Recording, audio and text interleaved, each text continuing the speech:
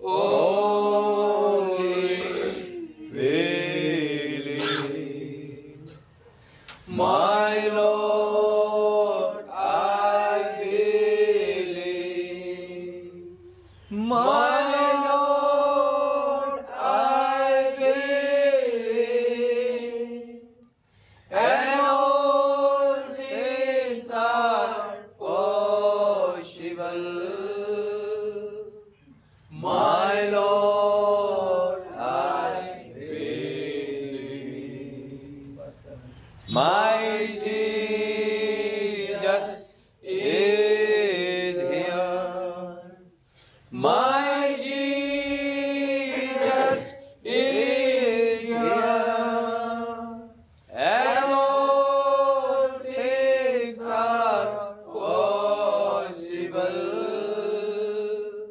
My Jesus is here. प्यारे प्रभु, एक बार फिर से आपके पास आए हैं। Yes, Lord. आपके नाम को धन्य कहते हैं प्रभु। आपने ही संभाला है। Hallelujah. एक और मौका दिया प्रभु कि आपके पास आ सकें, आपकी सुनने के लिए प्रभु। Yes, Lord. हमारे कानों को खोल दीजिएगा प्रभु, ताकि उन बातों को जो आपने हमारे लिए लिखी हैं Yes, Lord. हम समझ पाए। आपका रहम, आपकी दया और बहुत ऐसे चाहिए। आज की सांझ की मीटिंग का कंट्रोल आप लीजिएगा प्रभु। Yes, Lord. हमें ऊंचाइयों में उठा लीजिएगा। Yes, Lord. और अपने भेदों को और अपनी भली मनसा को हम पर जाहिर कर दीजिएगा प्रभु। आपका ही नाम जलाल पाए। महान प्रभु, आपका रहम बहुत ऐसे चाहते हैं। सच Lord. प्रभु, हम सब जरूरतमंद लोग हैं प्रभु। मैं भी कमजोर इंसान हूँ प्रभु, सच Lord. लेकिन हम सब के सब जरूरतमंद हैं। Amen. और आपकी सुनने के लिए आए हैं प्रभु। Yes, Lord. आप आइएगा, हमसे बातचीत करिएगा। इस मीटिंग में प्रभु बोलने वाले आप हो, हम सब सुनने वाले होना चाहते Hallelujah, हैं। Lord. हमारे कानों को ट्यून कर दीजिए Yes, Lord. और दया करिए प्रभु यीशु मसीह के नाम में। Amen. जब हम लोग खड़े हुए हैं, खुदावंत के वचन से निकालेंगे। पहला पत्रस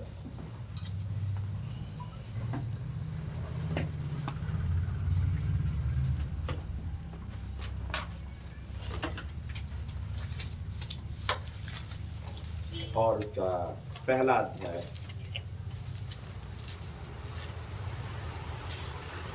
पहला पत्रस फर्स्ट पीटर चैप्टर 1 और उसकी First Peter chapter 1. First Peter chapter 1 verse 3 से लेके आगे।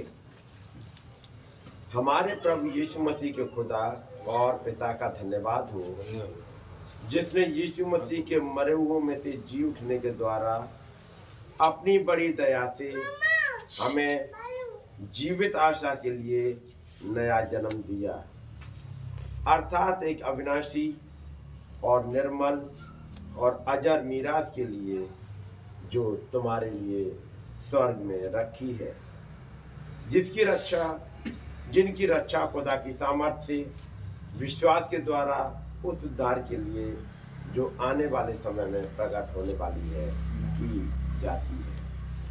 10वीं आयत। इसी उद्धार के विषय में उन भविष्यवक्ताओं ने बहुत खोजबीन और जांच पड़ताल की, जिन्होंने उस अनुग्रह के विषय में जो तुम पर होने को था भविष्यवाणी की थी। उन्होंने इस बात की खोज की कि मसीह का आत्मा जो उनमें था और पहले ही से मसीह के दुखों की और उसके बाद होने वाली महिमा की गवाही देता था, वो कौन से और कैसे समय की ओर संकेत करता था। उन पर यह प्रकट किया गया कि वे अपनी नहीं वरन तुम्हारी सेवा के लिए ये बातें कहा करते थे, जिनका समाचार अब तुम्हें उनके द्वारा मिला, जिन्होंने पवित्र आत्मा के द्वारा जो स्वर्ग से भेजा गया तुम्हें सुसमाचार सुनाया।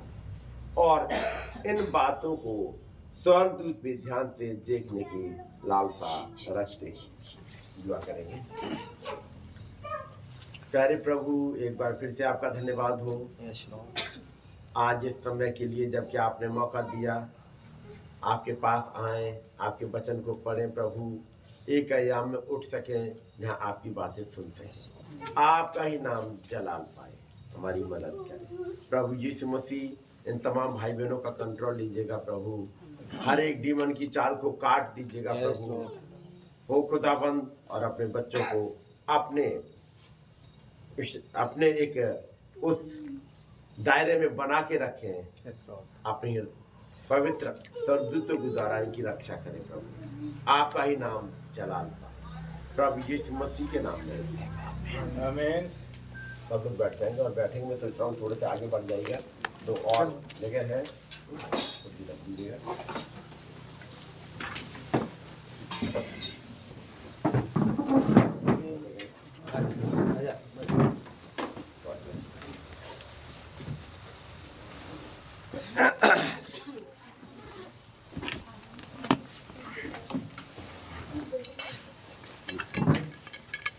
और आगे आते जाओ, आगे की तरफ 2 कुर्सियां खाली हैं, और पहले काटा कि आप भी और आगे आ जाओ, आगे आ जाओ भैया, आगे आ जाओ, जल्दी आ जाओगे, अच्छा रहेगा।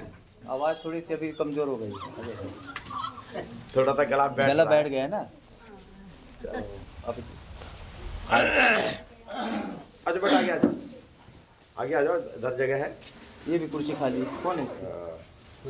कोई नहीं, ये खाली है, डरते हैं सब। कुछ नहीं पूछेंगे तुमसे, आ जाओ, तुम आ गया, कुछ नहीं पूछेंगे, आ जाओ।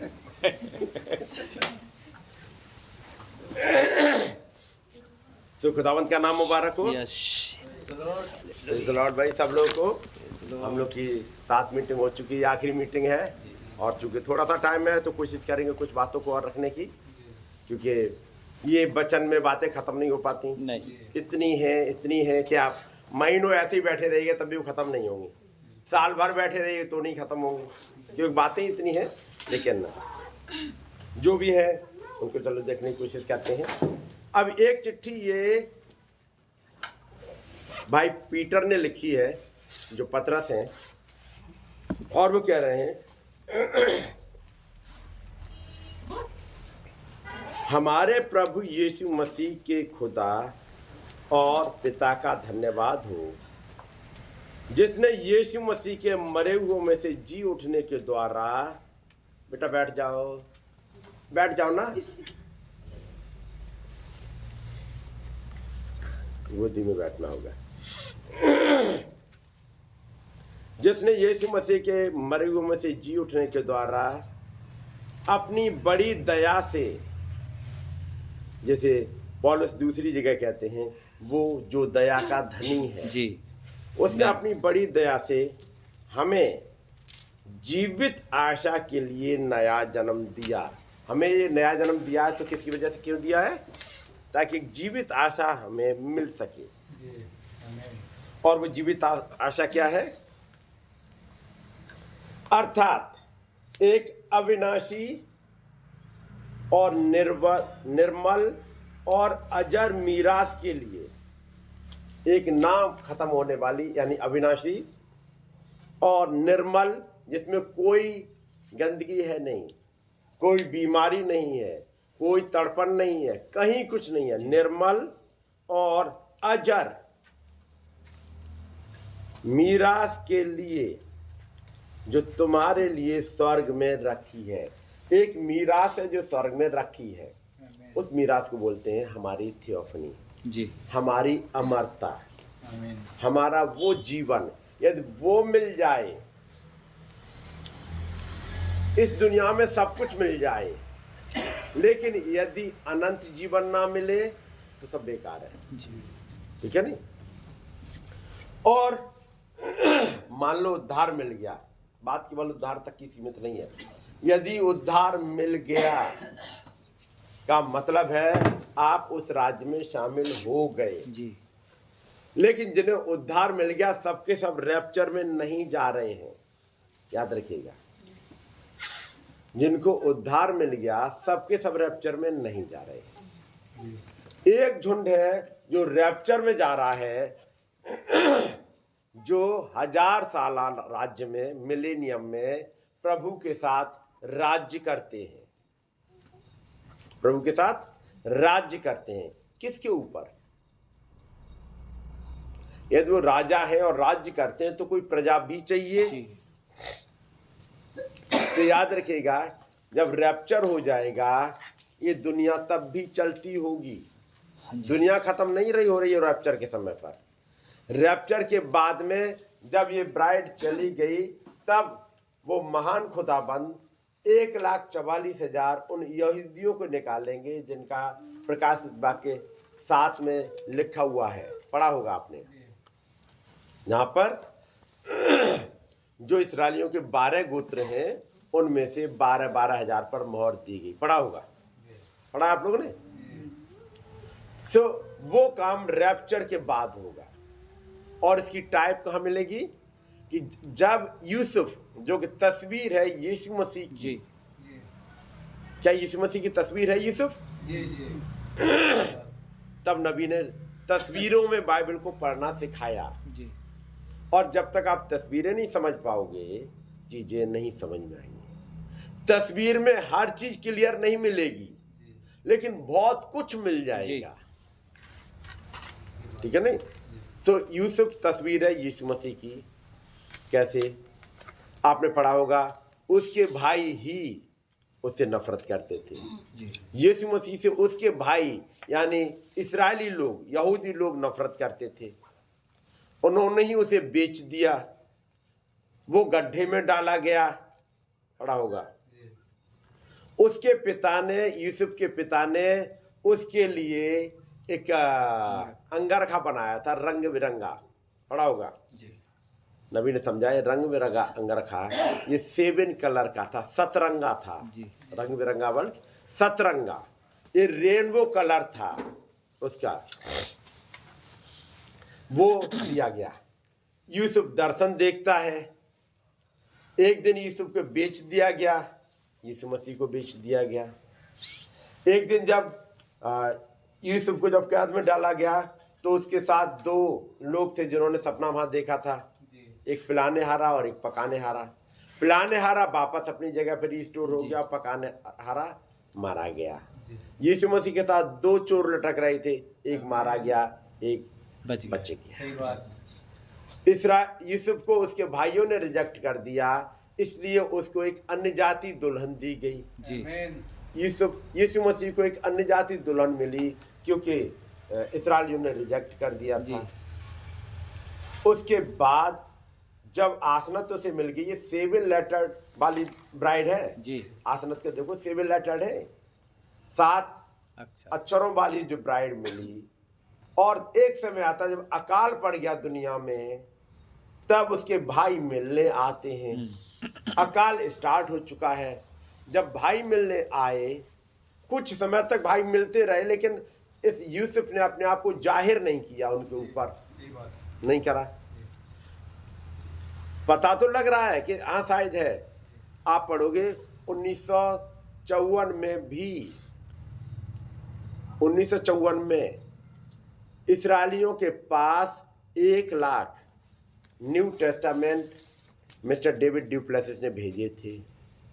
और भाई डेविड ड्यूप्लेसिस वहाँ गए इज़राइल में, उन्होंने बताया इस युग में एक नबी आया है और मिरेकल वैसे ही होते हैं जैसे यीशु मसीह के समय में हुए थे, और वो बोलता है वैसे ही घटता है। इस्राएलियों ने कहा हम चाह रहे हैं उसे देखना। यदि वो नबी का चिन्ह पूरा होता है तो मान लेंगे कि मसीहा आ चुका, वो वाला मसीहा जो 2000 साल पहले आया, यदि ये नबी के चिन्ह पूरे होते हैं।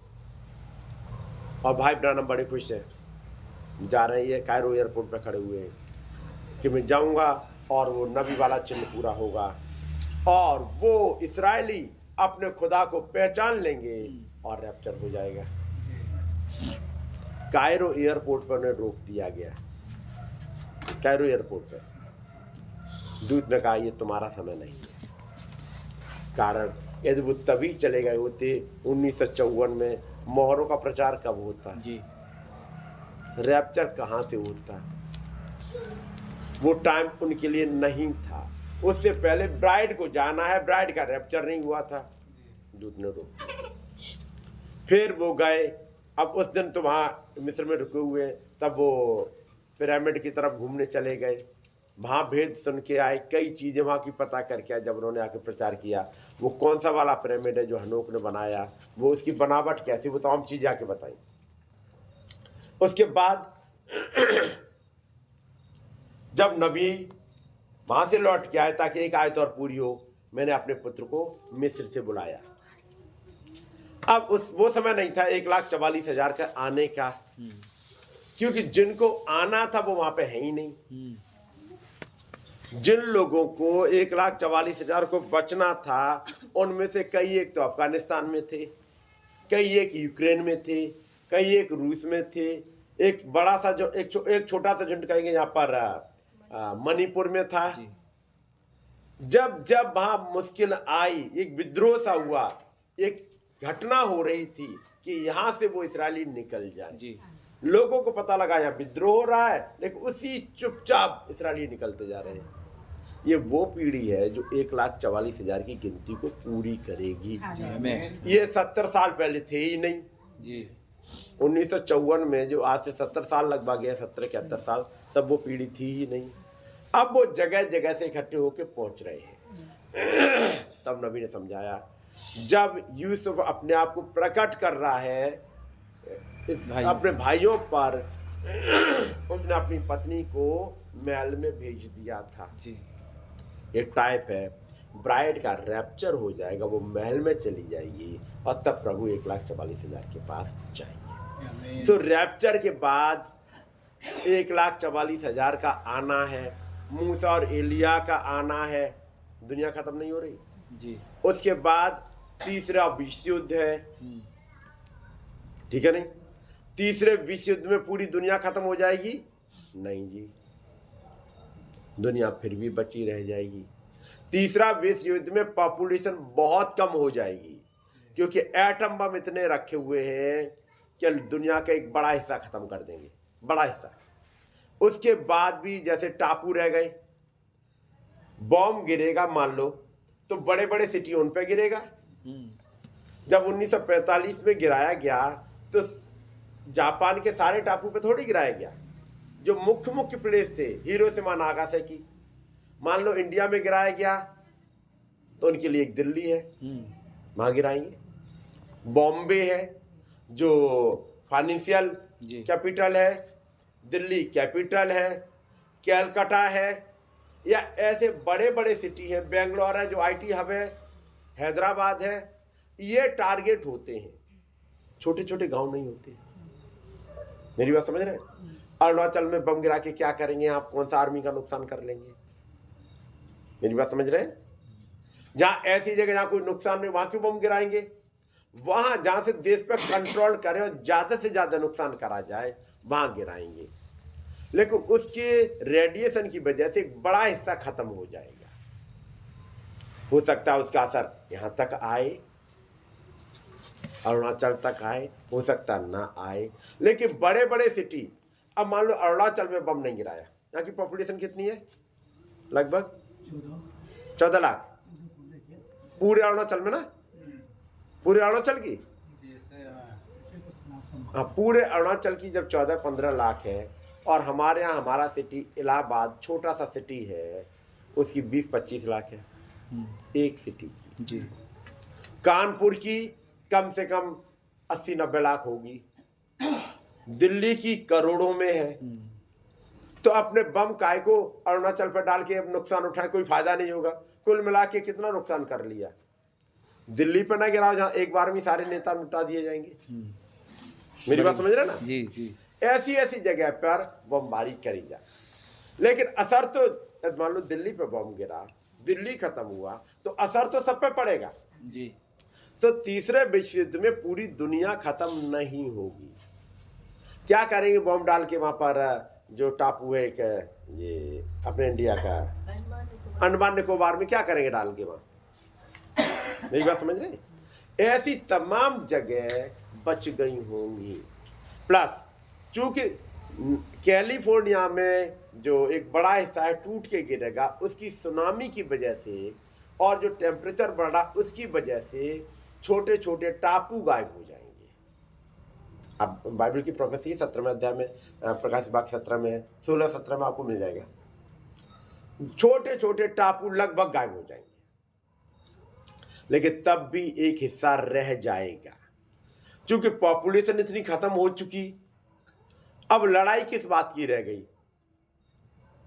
जहां मान लो अरुणाचल में पूरे में जहां 17 लाख हैं, वहां बच्चे ही 10, 15, 20 हजार, किस बात के लिए लड़ेंगे?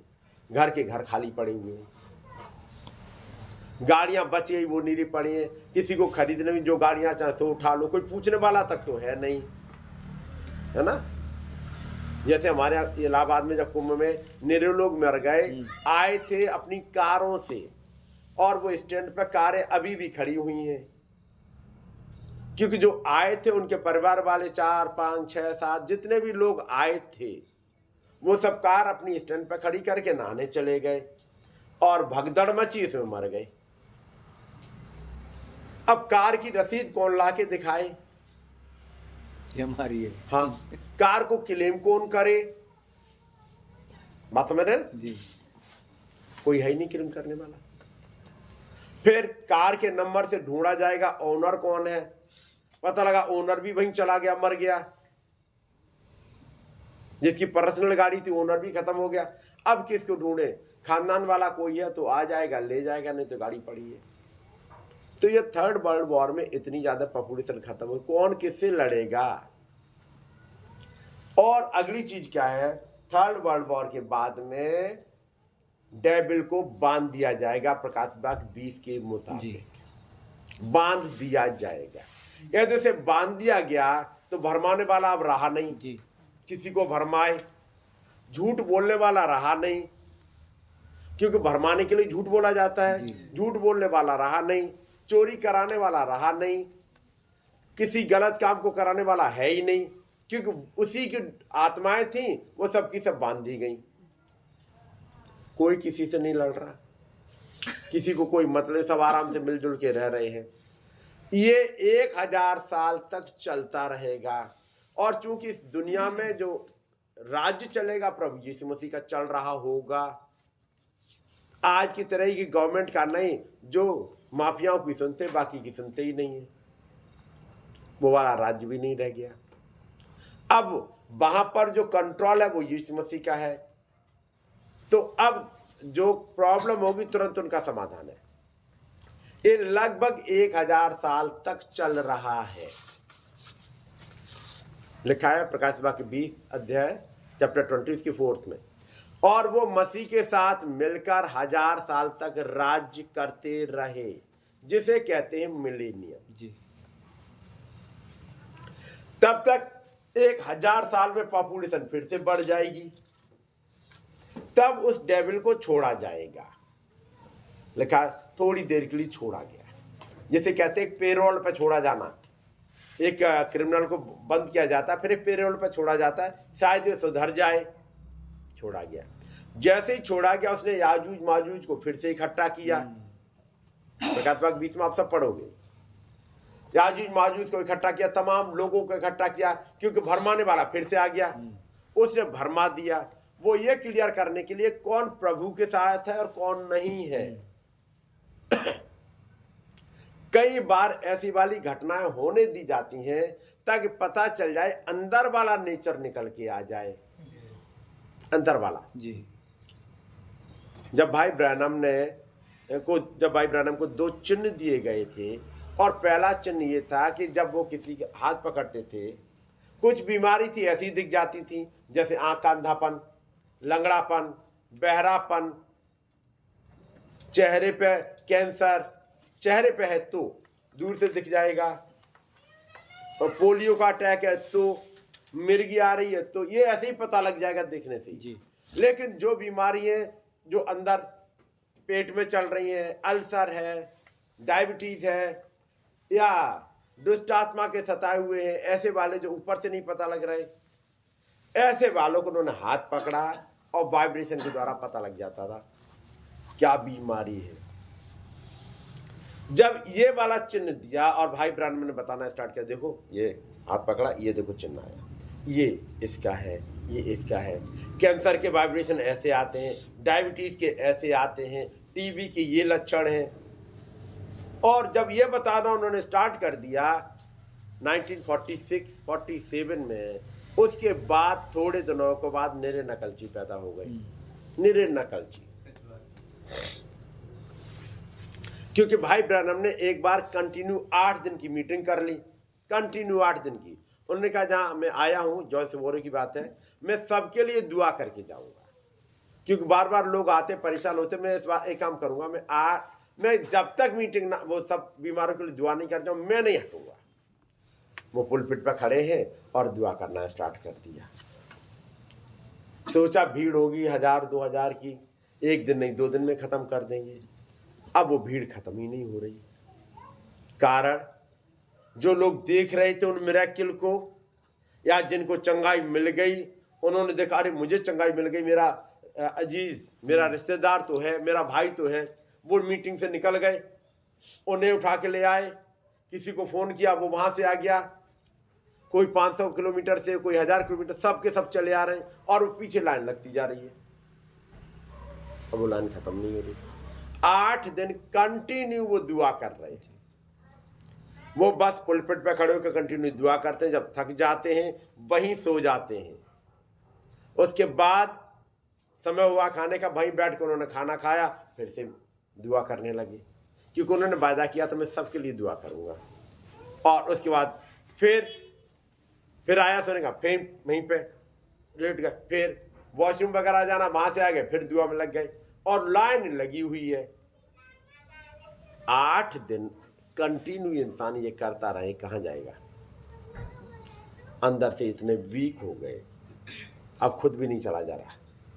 गए, जब घर पहुंचे पता लगा न नींद आ रही है, कुछ आ ही नहीं रहा है। डॉक्टर के पास गए, दिखाए, डॉक्टर ने कहा तुमने जरूरत से ज्यादा इस बॉडी को यूज कर लिया, अब तुम्हें कम से कम 6 महीने आराम करना पड़ेगा, तब रिकवर हो पाओगे, क्योंकि तुम कंटिन्यू खड़े रहे, बोलते रहे, दुआ करते रहे, और इन सब में ताकत जाती है जी। ऐसे समय पर जब देखा भाई ब्रैनम फील्ड में नहीं है, लेकिन चिन्ह बता चुके हैं, तो वो जो भाई ब्रैनम की मीटिंग में आते थे, भाई ब्रैनम ने समझा, अब वो खड़े होने लगे प्रचार के लिए, क्योंकि लोग तो आ रहे हैं। उन्होंने कहा हम करेंगे दुआ, हम करेंगे दुआ, हम पकड़ते हाथ। अब ये चिन्ह दूत ने नहीं दिया जी, देखो, उन्होंने कहा अब जैसी बात, अब लगता है मेरे हाथ में वाइब्रेशन। पूछा बीमारी क्या है? कैंसर। अब बहन को कैंसर की बीमारी है, खुदावंद खुदा ठीक करते हैं। ऐसे करके निरे नकलची हो गई।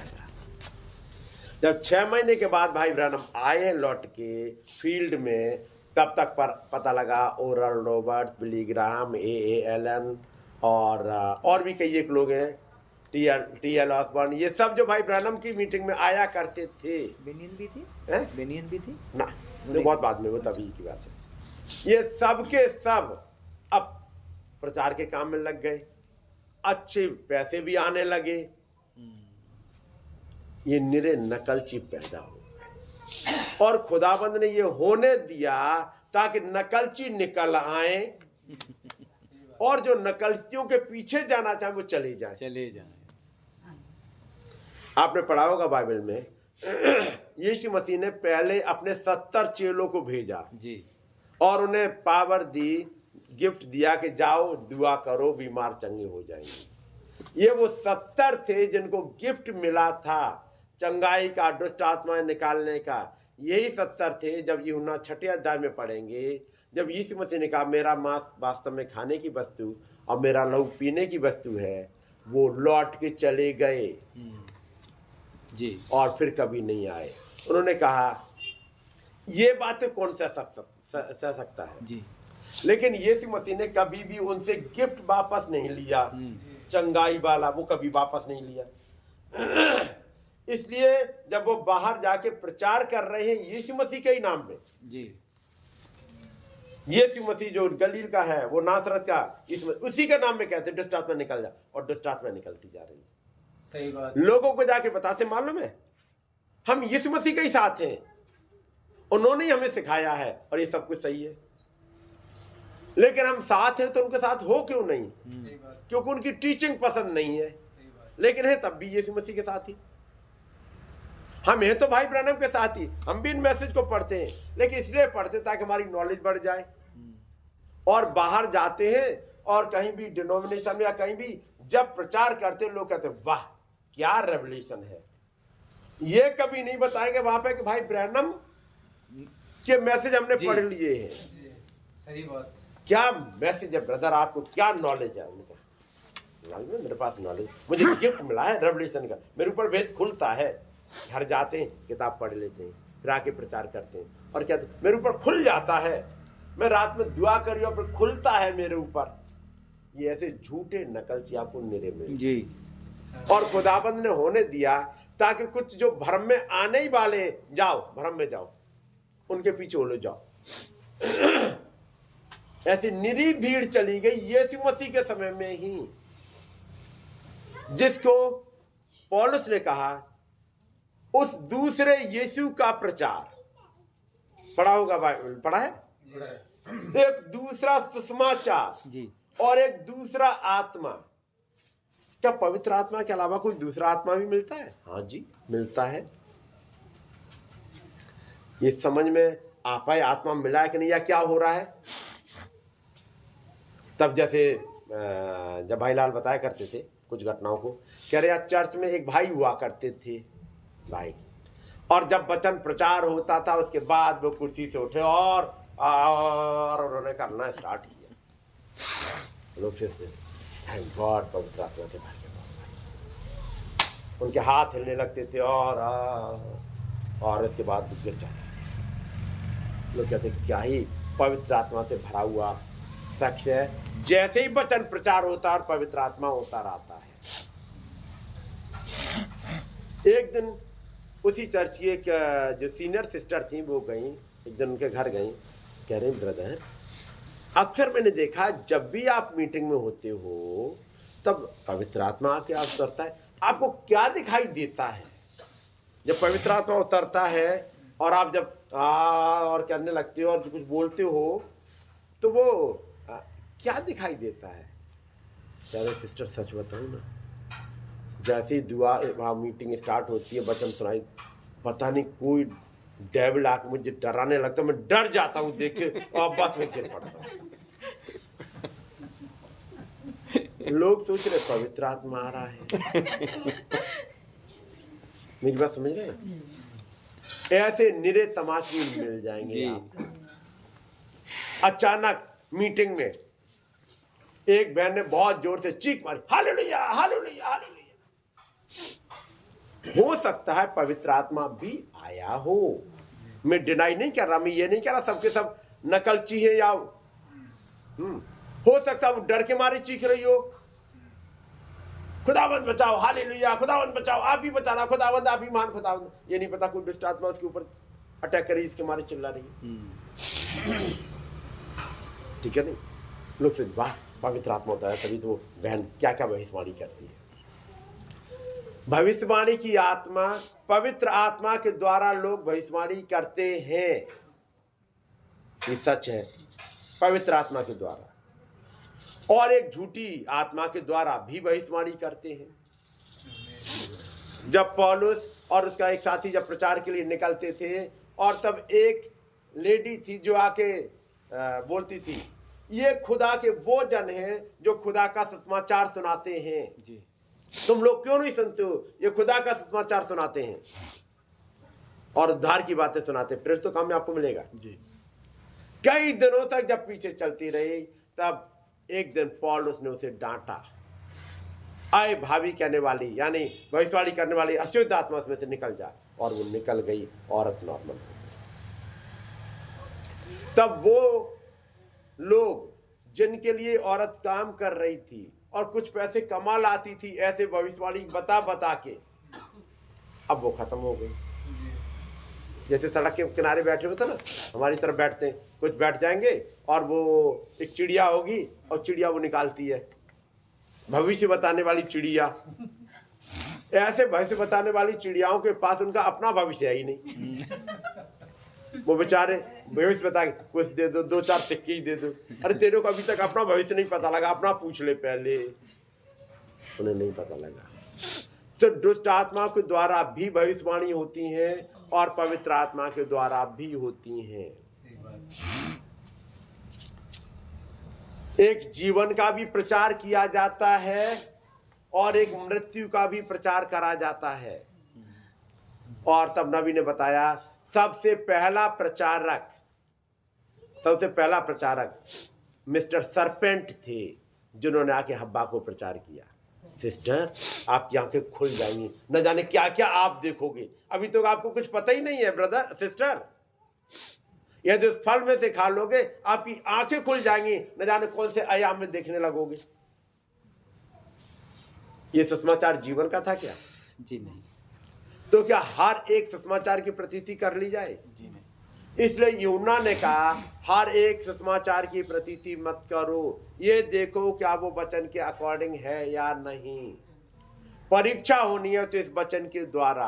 कोई भी कितना ही बड़ा प्रचारक हो, यदि वो वचन के द्वारा नहीं है तो झूठा है। याद रखिएगा, उसकी बातें यदि वचन पर आधारित नहीं है तो कहीं कुछ गड़बड़ी है। लेकिन ब्रदर वो जो बोलते हैं वो सच होता है, होता होगा क्या? बोलते और सब कुछ सच होता है तो ऐसे कि ना माने।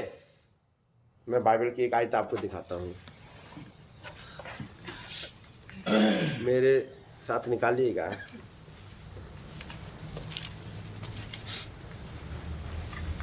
ये शायद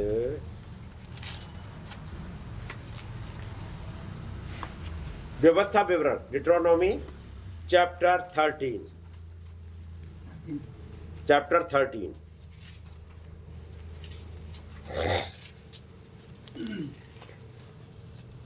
वर्स 1। व्यवस्था विवरण डिट्रोनॉमी 13:1-3 मिल गया? 1 फ्रॉम फर्स्ट वर्स। यदि तेरे बीच कोई भविष्यवक्ता या स्वप्न देखने वाला प्रकट होकर तुझे कोई चिन्ह या चमत्कार दिखाए। कौन प्रकट हो गया? एक भविष्यवक्ता प्रकट हो गए, वो जो कहते हैं वो सब सही हो जाता है। या स्वप्न देखने वाला, ब्रदर मैंने आपके लिए वो स्वप्न देखा है और स्वप्न सही हुआ। सिस्टर मैंने आपको देखा, स्वप्न मैंने देखा आपके साथ ऐसा हो रहा और वो ही घटा। मान लो ब्रदर, हमारे यहाँ जो भाई है ना, वो स्वप्न देखता और बिल्कुल सही होता है। ये खुदा का कैसा ही बंदा है। वो हमारे चर्च में एक सिस्टर है ना, वो स्वप्न देखती है और क्या बात सही है। सुनिएगा, या तेरे बीच कोई भविष्यवक्ता या स्वप्न देखने वाला प्रकट होकर तो जो कोई चिन्ह या चमत्कार दिखाए, और जिस चिन्ह या चमत्कार को प्रमाण ठहरा कर वो तुझसे कहे, आओ हम पराये देवताओं के अनुयायी होकर जिससे तुम अब तक अनजान रहे हो उनकी पूजा करें। कॉन्स्टेंटाइन ने यही करा। जब एक खुदा की वर्शिप चल रही थी, एक बपतिस्मा चल रहा था, कॉन्स्टेंटाइन ने आके यही करा। मालूम है, हमने अपनी ढालों पर क्रॉस बनाया और वो हम जीत गए। वो जीवता खुदाबंद हमारे साथ है और हम क्रिश्चियन हो गए। अब वो क्रिश्चियन होगा कॉन्स्टेंटाइन। उसके बाद उसने एक रिलीजन चला दिया 325 में, जिसे पूरी दुनिया आज तक मान रही है जी।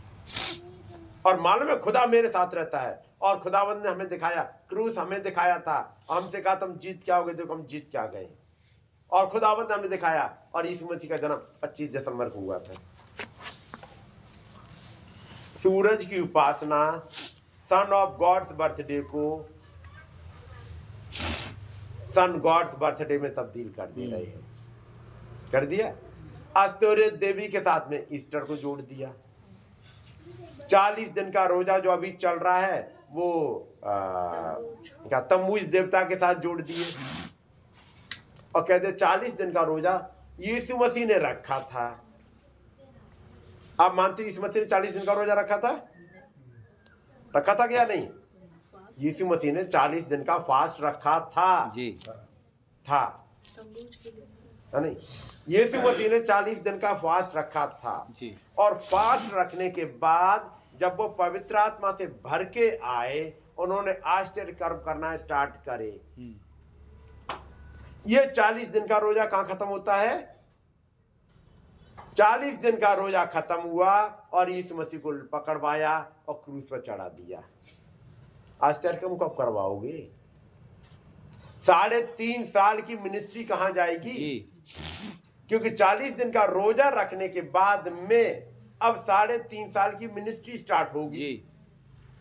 तो क्रूस पर चढ़ाया जाना और रोजा के बीच में लगभग 5-6 महीने का गैप तो चाहिए कि नहीं चाहिए? कि जब रोजा रखा है तब से 3.5 साल गिन लो, 6 महीने का गैप नहीं तो 5 महीने का ही रख लो। दोनों घटनाएं अलग अलग तो होंगी ही। ये कौन सी वाली घटना है कि यीशु मसीह ने 40 दिन का रोजा रखा, जैसे खत्म हुए क्रूस पर चले गए। कब लाजर को जिंदा करेंगे, कब जायरस की बेटी को जिंदा करेंगे, कब अंधों को आंखें देंगे, तो ये कौन से यीशु का रोजा है? जिस यीशु का रोजा है उसे कहते हैं तम्मूज देवता। ये यीशु मसीह का रोजा नहीं है। दूसरा यीशु, यानी एक ढोंगी जिसका नाम था तम्मूज। ये यीशु मसीह का ईस्टर नहीं है, उनका रिजरेक्शन नहीं है, ये अस्तोरे देवी का रिजरेक्शन है। पहले भी मैंने आपको ये बातें रखी होंगी, लेकिन चूंकि आ गई बातें तो याद दिलाने के लिए, कोई और चिन्ह दिखाए और वहां लेके चले जहां तुम नहीं गए थे, लेकिन 325 में वो वहां चले गए जहां नहीं जाना चाहिए था। वो चिन्ह, जिस चिन्ह या चमत्कार को प्रमाण ठहरा कर वो तुझसे कहे, आओ हम पराये देवताओं को अनुयायी होकर जिनसे तुम अब तक अनजान रहे उनकी पूजा करें, है ना? एक आता है एश वेडनेसडे, आता सुना होगा। ये क्या होता है? एश वेडनेसडे की घटना क्या है? वो क्या घटना हुई थी जिसको मनाया जाता है? किसके उपलक्ष्य में मनाया जाता है? कुछ आइडिया हो आप लोगों को? एश वेडनेसडे सुना तो होगा, सुना तो था, याद नहीं किया था। याद करेगा। एक होता है कौन सा, नहीं, मरियम के लिए दिन मनाया जाता है। लेडी डे है, क्या है? कोई है एक डे, मदर मेरी, एक दिन मनाया जाता है। वो शायद 25 मार्च के आसपास कोई मनाया जाता है। हैं? 25 मार्च के आसपास कोई एक दिन मनाया जाता है। वो क्या लेडी डे बोलते हैं या कुछ ऐसे ही बोलते हैं? वो कौन सा दिन है? वो इसलिए मनाया जाता है, ये वो दिन था जिस दिन यीशु मसीह कंसीव करे। आज तक इस दुनिया में कोई भी बहन ये नहीं बता पाएगी उसने किस दिन कंसीव किया। ये पता, उन्हें भी नहीं पता होता है कब कंसीव किया, तब ये नहीं पता है। तब डॉक्टर के पास जाते, वो पूछते पीरियड्स कब आए थे, उसके अकॉर्डिंग एक डेट निकालते हैं कि डिलीवरी कब होगी, है ना? लेकिन रोमन कैथोलिक को पता है कि मरियम ने कब कंसीव किया। मरियम को भले ही पता ना हो। मेरी बात समझ रहे हैं ना? ये क्या है? ये ढोंग लेके आए। एश वेडनेसडे, लेडी डे। वैसे जो आपने देखा होगा 25 दिसंबर को एक आता है, वो लाल टोपी लगाए हुए, क्या बोलते थे? Santa Claus. ये कौन थे? ये क्या यीशु मसीह के चाचा थे, अंकल थे, ताऊ थे? कौन थे जो टोपी लगाए चले आते हैं? और उसकी नींव कहां से रखी गई मालूम है? बेटा सो जाओ, सो जाओ, सो जाओ। क्यों मालूम है? सेंटा क्लॉज आएगा और बच्चों के लिए टॉफी लेके आएगा, और बच्चे सो गए। फिर उनकी मोजों में टॉफी रख दी गई, या उन जगह जगह गिफ्ट रखा जाता है कि नहीं रखा जाता था? जहां से निकल के वहां ऐसा ही था, रख दी गई। सवेरे बच्चे देखो, हाँ सेंटा क्लॉज आया था, वो क्रिसमस ट्री के पास वो रख गया था, टॉफी लेके आया, गिफ्ट लेके आया। कौन आता है?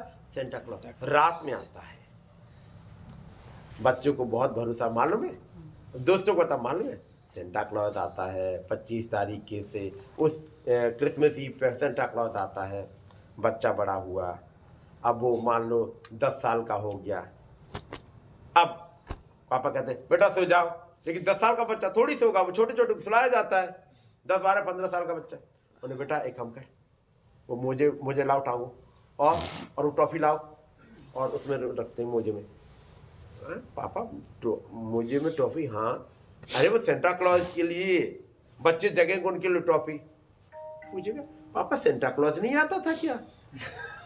मैं 10 साल 15 साल का बेवकूफी रहा कि सेंटा क्लॉज आता था और मुझे टॉफी खिलाता रहा। मैं अपने दोस्तों को बता रहा, मालूम है 25 दिसंबर की इवनिंग में सेंटा क्लॉज आता है, हमारे लिए टॉफी और हमारे लिए गिफ्ट लाता है। क्या मैं बेवकूफ था? इन बच्चों की टीचिंग रखी किस पे? झूठ पे। सही बात। बेटा मालूम है 25 तारीख को जब यीशु मसीह पैदा हुए उस दिन गडरिये भी आ गए थे और वो भी आ गए थे, मजूसी भी आ गए थे, सब यहीं आ गए थे, एक ही चरवाही। और मालूम है कम्बल ओढ़े हुए थे गडरिये, आग ताप रहे थे। कहीं आपने गडरियों को आग तापते हुए देखा? नहीं, बाइबल में तो कहीं नहीं मिला। तो कहां से आग ताप रहे थे? और मालूम है 3 मजूसी आए थे, बाइबल में कहीं नहीं मिला। पूरी मसीहत की नींव इन 325 में झूठों ने रख दिया, मसीहत की बर्बाद कर दिया और झूठ पे रख दिया जी। इसलिए खुदावंद का वचन कहता है मेरे ज्ञान के ना होने से मेरी प्रजा नाश हो गई। सच बात है, क्योंकि झूठ पे नींव रख दी। लेकिन थैंक गॉड इस युग में सत्य का आत्मा आया, और तब वो चीज जिसे कोई भी सुसमाचार प्रचारक या लीड वो मैसेंजर नहीं समझा पाया। मैसेंजर आए थे लेकिन सत्य का आत्मा नहीं आया था। वो सातवां दूत भाई ब्रैनम नहीं, वो सातवां आत्मा जी, वो सातवां आत्मा जब आया भाई ब्रैनम के पास, उसने भेदों को खोलना स्टार्ट करा। बपतिस्मा क्या सही है, कम्युनियन क्या सही है।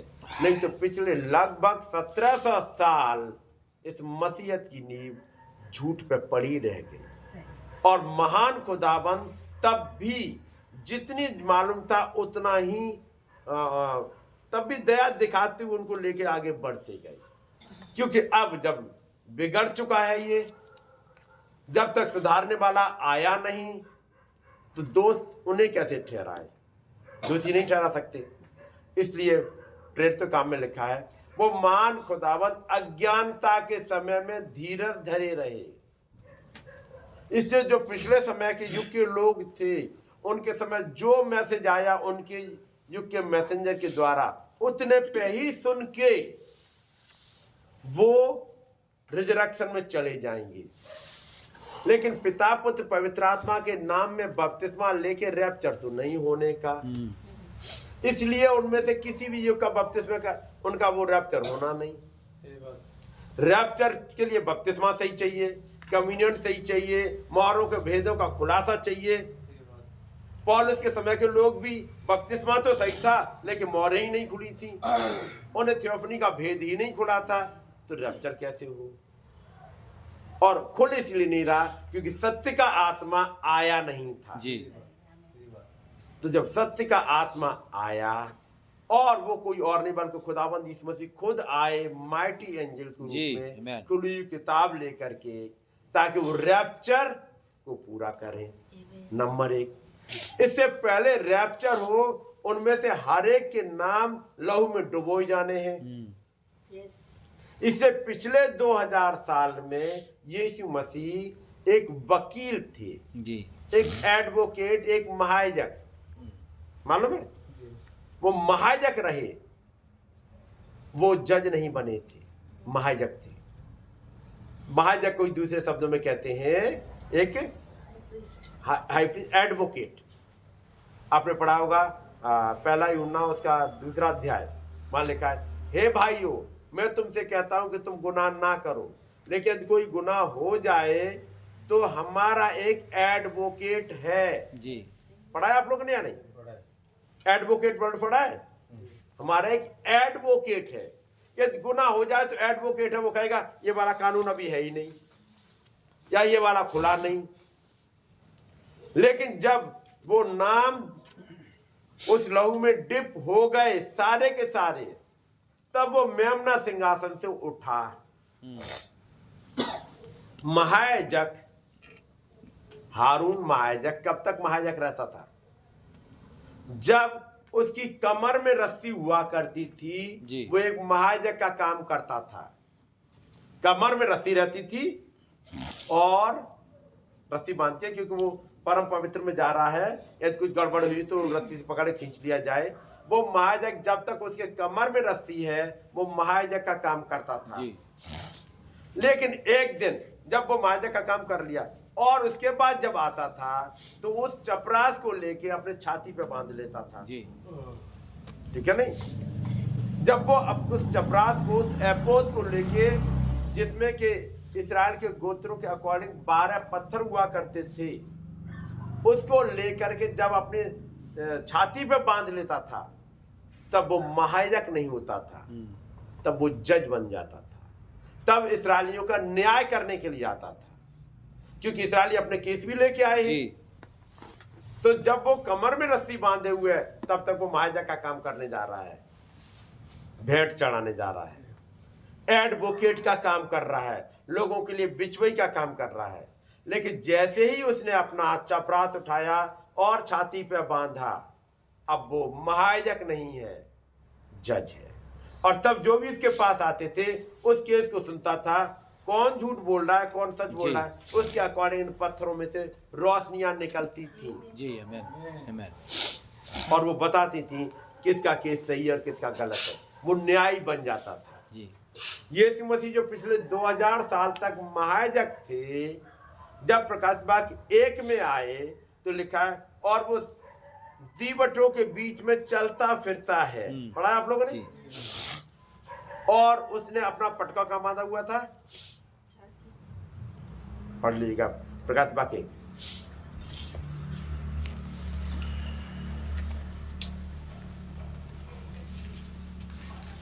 प्रकाश बाग 1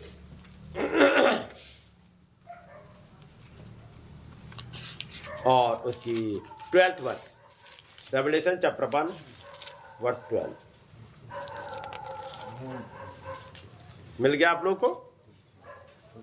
तब मैंने उसे जो मुझसे बोल रहा था, ये बोलने वाला कोई और नहीं बल्कि यीशु मसीह है, देखने के लिए अपना मुंह फेरा और पीछे मुड़कर मैंने सोने की 7 दीवटें देखी और उन दीवटों के बीच में मनुष्य के पुत्र सदृश एक पुरुष को देखा, जो पांव तक का वस्त्र पहने और छाती पर सोने का पटुका बांधे हुए था। पटुका कहाँ गया? छाती पर। ये छाती पर पटुका बांधे हुए चला आ रहा है। अब ये महायाजक नहीं है, अब ये जज बन गया, अब न्याय करने के लिए। इसलिए सिर पे बिग पहने हुए जज वाली, छाती पे पटका बांधे हुए जज वाला, और जज के रूप में आ रहा है 1963 में एक जज के रूप में। लेकिन इससे पहले जज के रूप में आए, उसे एक काम करना था कि जो चुने हुए उनके नाम लहू में डिप कर दिए जाएं। लेकिन 1963 में तो आ गए प्रभु, 1963 में तो हम पैदा भी नहीं हुए थे, हमारे नाम का क्या होगा? सवाल है कि नहीं है? हम तो अभी भी जमीन पे हैं। आप सिंहासन से उठ गए, आप बन गए, हमारा क्या होगा? तब आप पढ़ोगे प्रकाश बाग के 4 और 5 और 6 में, ये मोहरें जमीन पे नहीं खोली गई थी, स्वर्ग में खोली गई थी। आमीन। है कि नहीं? जमीन पे आके 1963 में प्रचार हुई है, जब वो महान स्वर्गदूत खुली हुई किताब लेके आए हैं जी। मोहरें कहाँ खुली है? स्वर्ग में। स्वर्ग में। मेमना कहाँ था? स्वर्ग में। तब आपको समझना पड़ेगा स्वर्ग का आयाम और जमीन के आयाम में फर्क है। स्वर्ग का आयाम बहुत तेज चलता है और जमीन का आयाम एक स्लो उसमें चलता है। ये फ्रेम ऑफ रेफरेंस वाला यद भाई आशीष के मैसेज आपने सुने होंगे, जनवरी के डायमेंशन वाले मैसेज, तो वो समझे होंगे। नहीं तो मैं कुछ हिंट देता चलूं। हमारे यहाँ इस जमीन पे जैसे पतरस ने लिखा, खुदा का एक दिन हमारे 1000 साल के बराबर लगभग होता। जी। खुदा का एक दिन हमारे 1000 साल, उसका मतलब खुदा के दिन के 24 घंटे, एक दिन मतलब 24 घंटे, हमारे 1000 साल, वो 24 घंटे हमारे 1000 साल, तो उनका एक घंटा हमारे लगभग 40 साल, 42 साल कुछ बनते हैं। उनका तो भी एक घंटा हुआ, हमारे 42 साल गुजर गए। ठीक है नहीं? वो आयाम इतना तेज चलता है। दाऊद ने कहा, खुदा का एक दिन वो ऐसे जैसे हमारा एक दिन या रात का एक पहर गुजर गया। दोनों कैलकुलेशन है जी। खुदा का एक पहर गुजरा, एक दिन नहीं, हमारा 1000 साल गुजर गया। उस वाले में कैलकुलेशन में आए, खुदा का एक पैर मतलब 3 घंटे, हमारे 1000 साल, तो खुदा का एक घंटा हमारे 350 साल। वहां तो अभी एक घंटा गुजरा है, हमारे 350 साल गुजर गए। जो घटना वहां एक घंटे में हो गई, यहां 350 साल में पूरी होगी, वहां हो गई। अगली एक और एग्जाम्पल के लिए, मान लो कोई कंपटीशन का एग्जाम हुआ, कंपटीशन का एग्जाम आईएएस का ही मान लेते हो, और उसमें ढेर सारी पोस्ट हैं। अब जिन्होंने जो करीब मान लेते 1 लाख लोग बैठे एग्जाम में इंतजार कर रहे हैं, पता नहीं क्या होगा, हमारा रिजल्ट क्या होगा।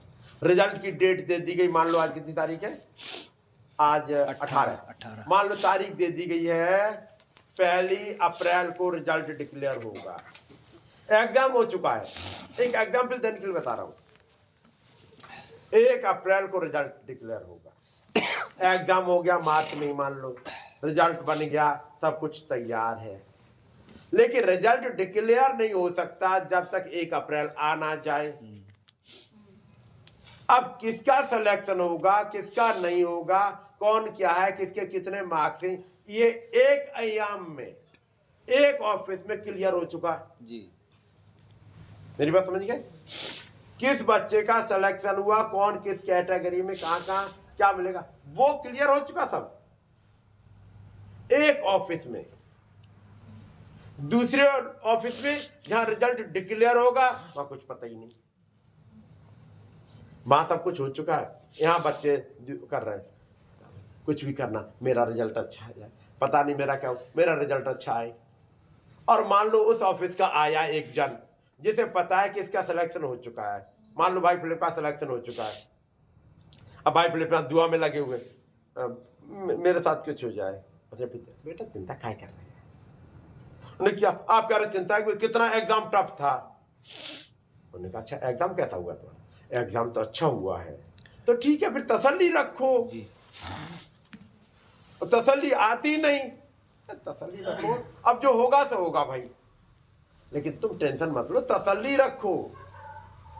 अब वो उस ऑफिस का जो जन इनके जान पहचान, वो ये नहीं कह सकता कि तुम्हारा सिलेक्शन हो गया है, कि उस ऑफिस की सीक्रेसी लीक आउट हो जाएगी।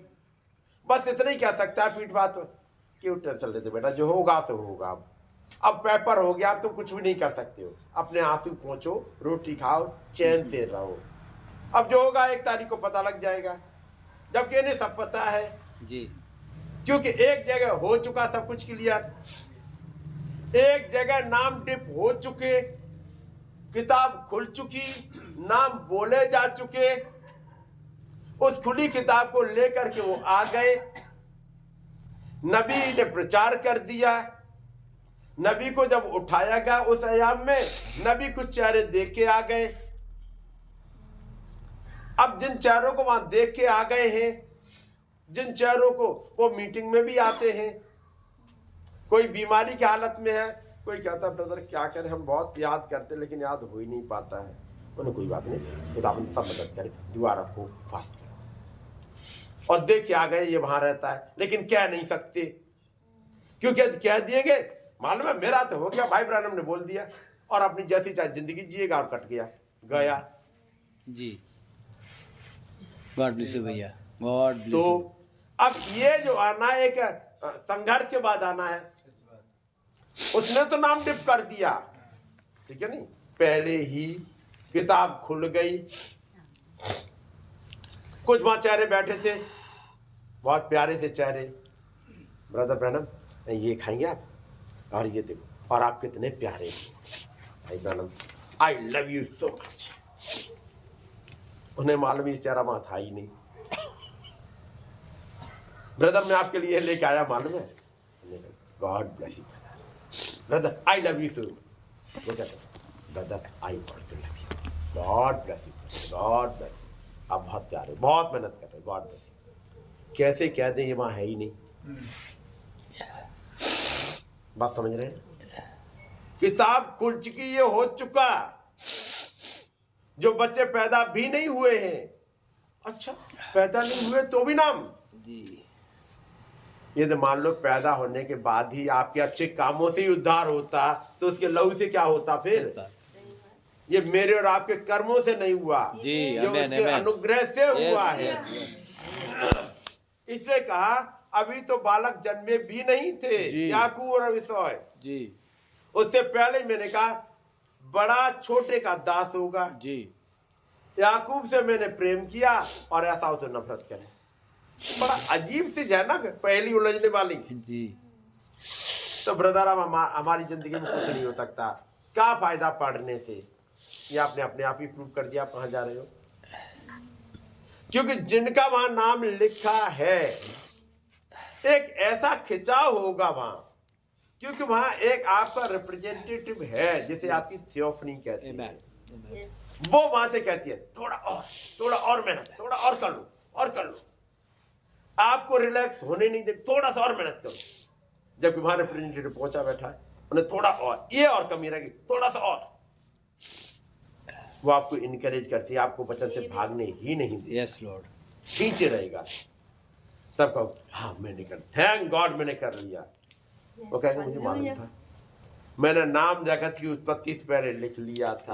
और मुझे मालूम था, बीइंग अ गॉड, मुझे मालूम था तुम कर ले जाओगे, इसलिए मैंने लिख दिया था ना। मुझे मालूम था तुम ये कर लोगे। तुम्हारे अंदर वो सीड पाया जाता है जो करा ले जाएगा, है कि नहीं? इसलिए पौलुस ने कहा, या बाकी नबियों ने कहा, पहले से जगत की उत्पत्ति से पहले चुन लिया। तो बात मेरे और आपके पैदा होने की आज की नहीं है जी। जगत की उत्पत्ति से पहले, जब आदम तक तो आया नहीं था, उन्हें कुछ नाम लिख लिए और किताब में सील करके रख दिया। और उन्हें मालूम है कौन से युग में कौन आएगा और इसके लिए कौन से मैसेंजर की जरूरत पड़ेगी। क्या मैसेंजर की भी जरूरत पड़ती है? जी हाँ, क्योंकि प्राण किसी के हाथों में दिया गया होता है कि ये जन जाएगा और ये प्रचार करेगा, तब ये कुकिंग होगा जी। क्या ये भी ऐसा होता है? उस पौलुस का प्राण कि उसे उद्धार का मैसेज मिले, ये यरूशलेम में था ही नहीं, पतरस के पास था ही नहीं। पतरस ने प्रचार किया, 3,00,000 बच गए जी। फिर अगले बार 5,000 और आ गए, वो बढ़ते जा रहे। पतरस की सेवकाई में तो, यूहन्ना की सेवकाई में, लेकिन जो उस युग का दूत बनना है पौलुस, उसका प्राण पतरस के हाथ में है ही नहीं। उस सीट के पास मैसेज लेके पतरस जाएगा ही नहीं जी।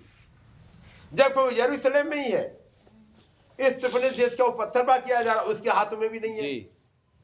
लेकिन अब वो जा रहा है दमिश्क के रास्ते पर। जब वो दमिश्क के करीब पहुंच गया, तब वो आसमान से रोशनी आई, ताकि अब यहां से जाके ये यरूशलेम नहीं लौटेगा जी।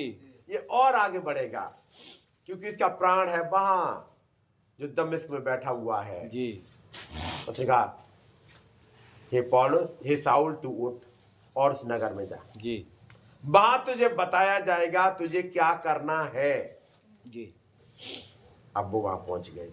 निरे बिलीवर वहां पर खुदावंत का दूत जाता है हनन्याह के पास। उन्होंने कहा, हनन्याह यहाँ से उठ और उस जगह, वो गली जो सीधी कहलाती, वहां जा, और वहां शाऊल नाम का एक वो तारसुस का रहने वाला आया हुआ है, तू जा और उसके लिए दुआ कर। उसका नाम सुनते ही हनन्याह ने कहा, प्रभु जी वो तो बहुत खतरनाक आदमी है, जी उसने वहां यरूशलेम में कितने मारे हैं और फिर यहाँ आया भी इसीलिए चिट्ठियां लेके मारने के लिए। आप कहां भेज रहे हैं मुझे?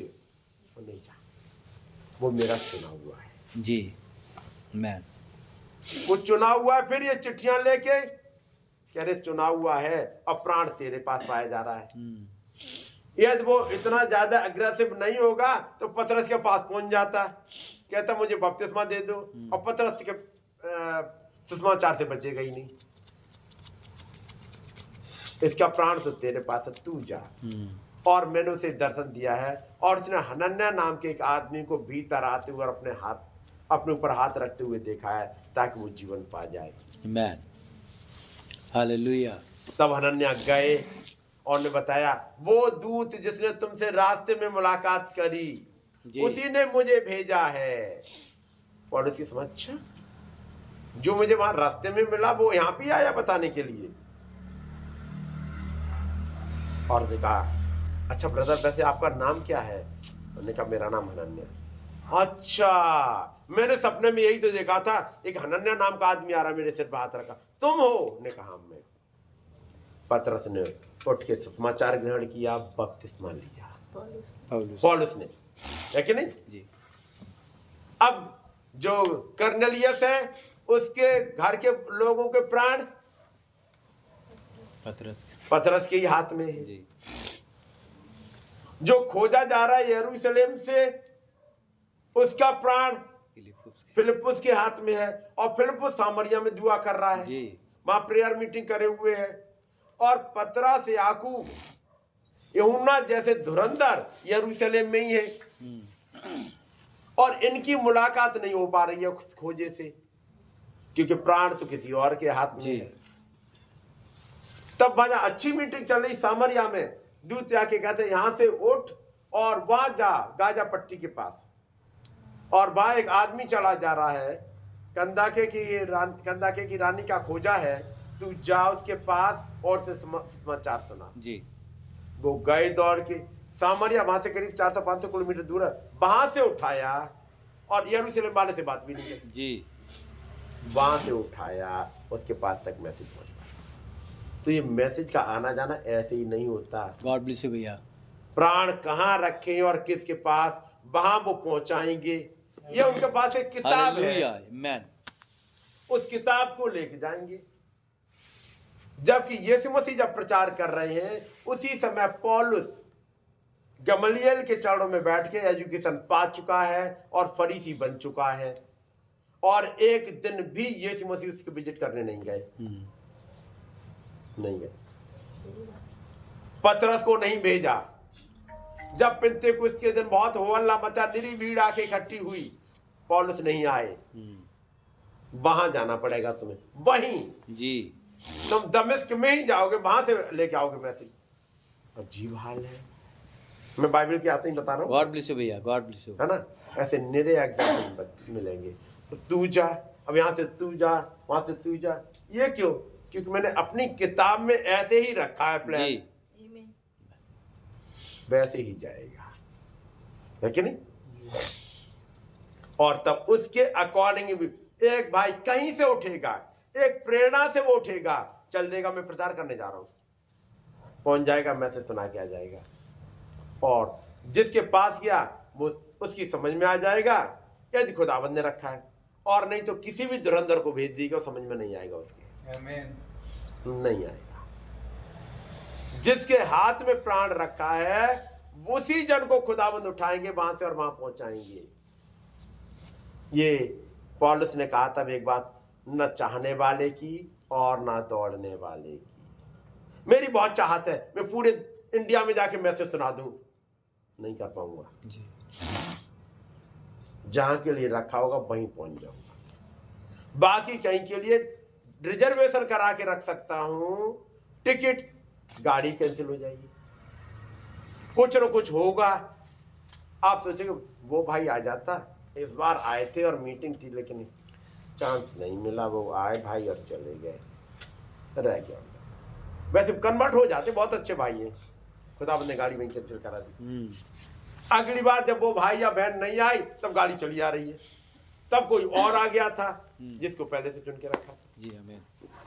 कि ये गाड़ियों का भी कंट्रोल होता है, जी हर चीज का कंट्रोल वो खुदावंद कर रहे हो। हालेलुया। तो यदि खुदावंद ने नाम लिखा है, आप चाहे कितने ही भागना, कहीं भी जाना, कैसे ही हालात में फंसना, वो निकाल लाएंगे, आमीन। वो निकालना जानते हर एक कुछ सिचुएशन, यस है कि नहीं? चलिएगा। तो जो इस हम पढ़ रहे थे, वापस आते हैं डिट्रोनॉमी चैप्टर 13।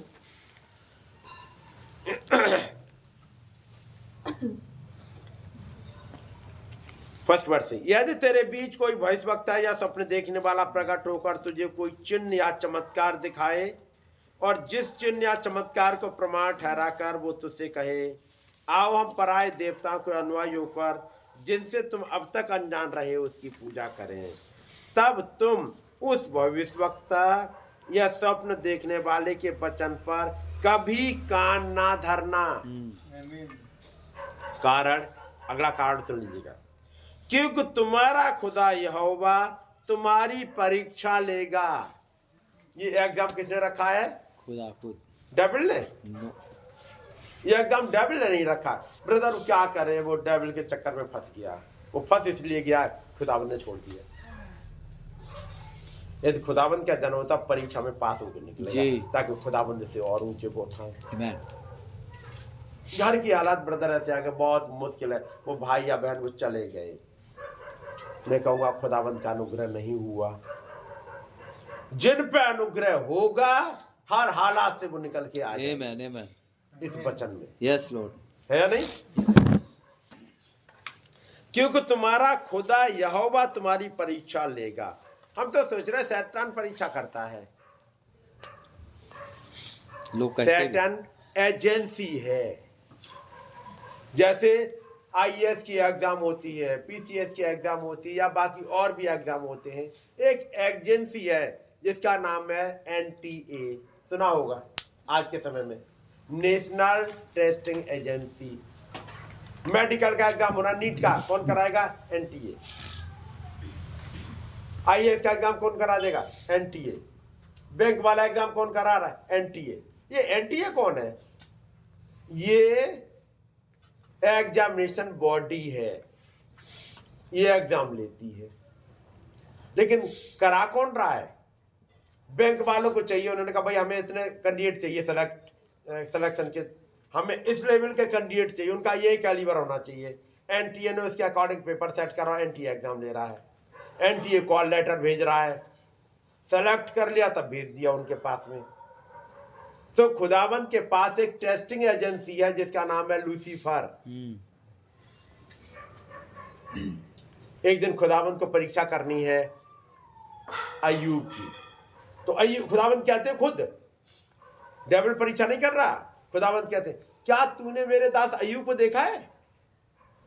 उसके बराबर खरा, सीधा और सच्चाई से चलने वाला ऐसा इंसान पूरी दुनिया में नहीं है। तो वो टेस्टिंग एजेंसी यानी लूसीफर कहता है तूने तो उसके चारों तरफ बड़ा बांध रखा है, मैं टेस्ट कर ही नहीं पाया। उन्होंने कहा जा कर ले टेस्ट, अब मैंने दे दिया, अब वो समय आ गया, मैंने अपने बच्चों को पूरी तरह से ट्रेंड कर दिया, अब मैंने टेस्टिंग एजेंसी को दे दिया, जा कर ले टेस्ट। तो नबी कहते हैं, वो डेविल कहता है तू बस उसके पास से बाड़ा हटा दे और मैं उसकी ट्यून बदल दूंगा। ट्यून बदल दूंगा मतलब वो तेरे मुंह पे तेरी निंदा करेगा। खुदाबंद ने कहा मिस्टर लूसीफर तुम जो चाहो सो एग्जाम ले लो उसका, उसके जानवरों को मार दो, उसका घर लुटवा दो, उसको बीमार कर दो, जो चाहो सो परीक्षा ले लेना, लेकिन अय्यूब की ट्यून नहीं बदल पाओगे तुम। मुझे उस पर इतना भरोसा है उसकी ट्यून नहीं बदली जाएगी। प्रभु ऐसी वाली परीक्षा क्यों ले रहे हो उसकी? ऐसी वाली परीक्षा अय्यूब की क्यों? एक तो बेचारा खरा, सीधा, भलाई से चलने वाला, सब कुछ आपके साथ चलने वाला, अब आपको तब भी चैन नहीं है? कह रहे चैन तो है। अय्यूब को एक लेवल तक की जानकारी है, और अगले लेवल की जानकारी देने के लिए एक एग्जाम पास करना होता है। और वो अगले लेवल की जानकारी क्या है? वो थियोफनी से मिल पाए, पर्दे के उस पार जा पाए। ये अभी नहीं कर पाया है वो। उसे यहाँ का नॉलेज बहुत है, यहाँ का जीवन बहुत अच्छा है। मैं चाह रहा हूं उसे पर्दे को उस पार भी दिखाऊं। दिखाऊं कैसे? मैंने एक एजेंसी रखी है, ये एग्जाम देगी, और जब एग्जाम चल रहा होगा मैं दिखाऊंगा। बीमारियां चलती रही, सब कुछ चलता रहा। फिर एक दिन तब उसके दोस्त भी आए। ये कौन थे? क्वेश्चन पेपर लेके आने वाले, नामाती सुपार, सूही बिलदास और तेमानी अली पर। तूने ये गलत किया, तूने ये किया, तेरी जिंदगी ऐसी, तेरी जिंदगी ऐसी। ये सब कुछ चलता रहा। जब ये सब कुछ पूरा हो गया तब अय्यूब का 38वां अध्याय आता है, और तब लिखा है, तब एक बवंडर आया जी, और बवंडर में से खुदाबंद आए उतर के, और कह रहे हैं, अय्यूब पुलिस की तरह अपनी कमर बांधी, और मैं कुछ सवाल पूछता हूं, उनका उत्तर दे। पहला सवाल मालूम क्या था? जब मैंने पृथ्वी की नींव डाली तब तू कहां था? जी, पहला ही प्रभु, मैंने ऐसा तो सोचा ही नहीं था। और फिर दूसरी बात, ये सवाल हमसे क्यों कर रहे हो? पृथ्वी की नींव नहीं पड़ी है, और कह रहे जब मैंने पृथ्वी की नींव डाली तब तू कहां था? ये पूछो, 20 साल पहले तू क्या कर रहा था? 30 साल पहले क्या कर रहा था? 50 साल पहले क्या कर रहा था? तो मैं बता सकता हूं, है ना? यदि आप पूछो, अच्छा ये बता 100 साल पहले कहां था तू? मैं बताऊंगा, कोई बात नहीं। 100 साल पहले मैं अपने पापा के अंदर था, मेरे पापा का नाम ये है। अच्छा, 200 साल पहले मैं अपने दादा के अंदर था। अच्छा, और जब अदन की वाटिका में मैं आदम के अंदर था। अच्छा ये बता, जब मैंने पृथ्वी की नींव डाली तब किसके अंदर था? पृथ्वी की नींव डाली तब तो आदम भी नहीं थे। अब ये भी नहीं कह सकते हम मैं अपने पापा दादा दादा में होते हुए आदम में था, वहां आदम भी नहीं थे जी। अब मैं क्या कहूं? ये तो जैसे कहते हैं गिल्ली उखड़ जाना जी। गिल्ली जानते ना? गिल्ली जानते नहीं?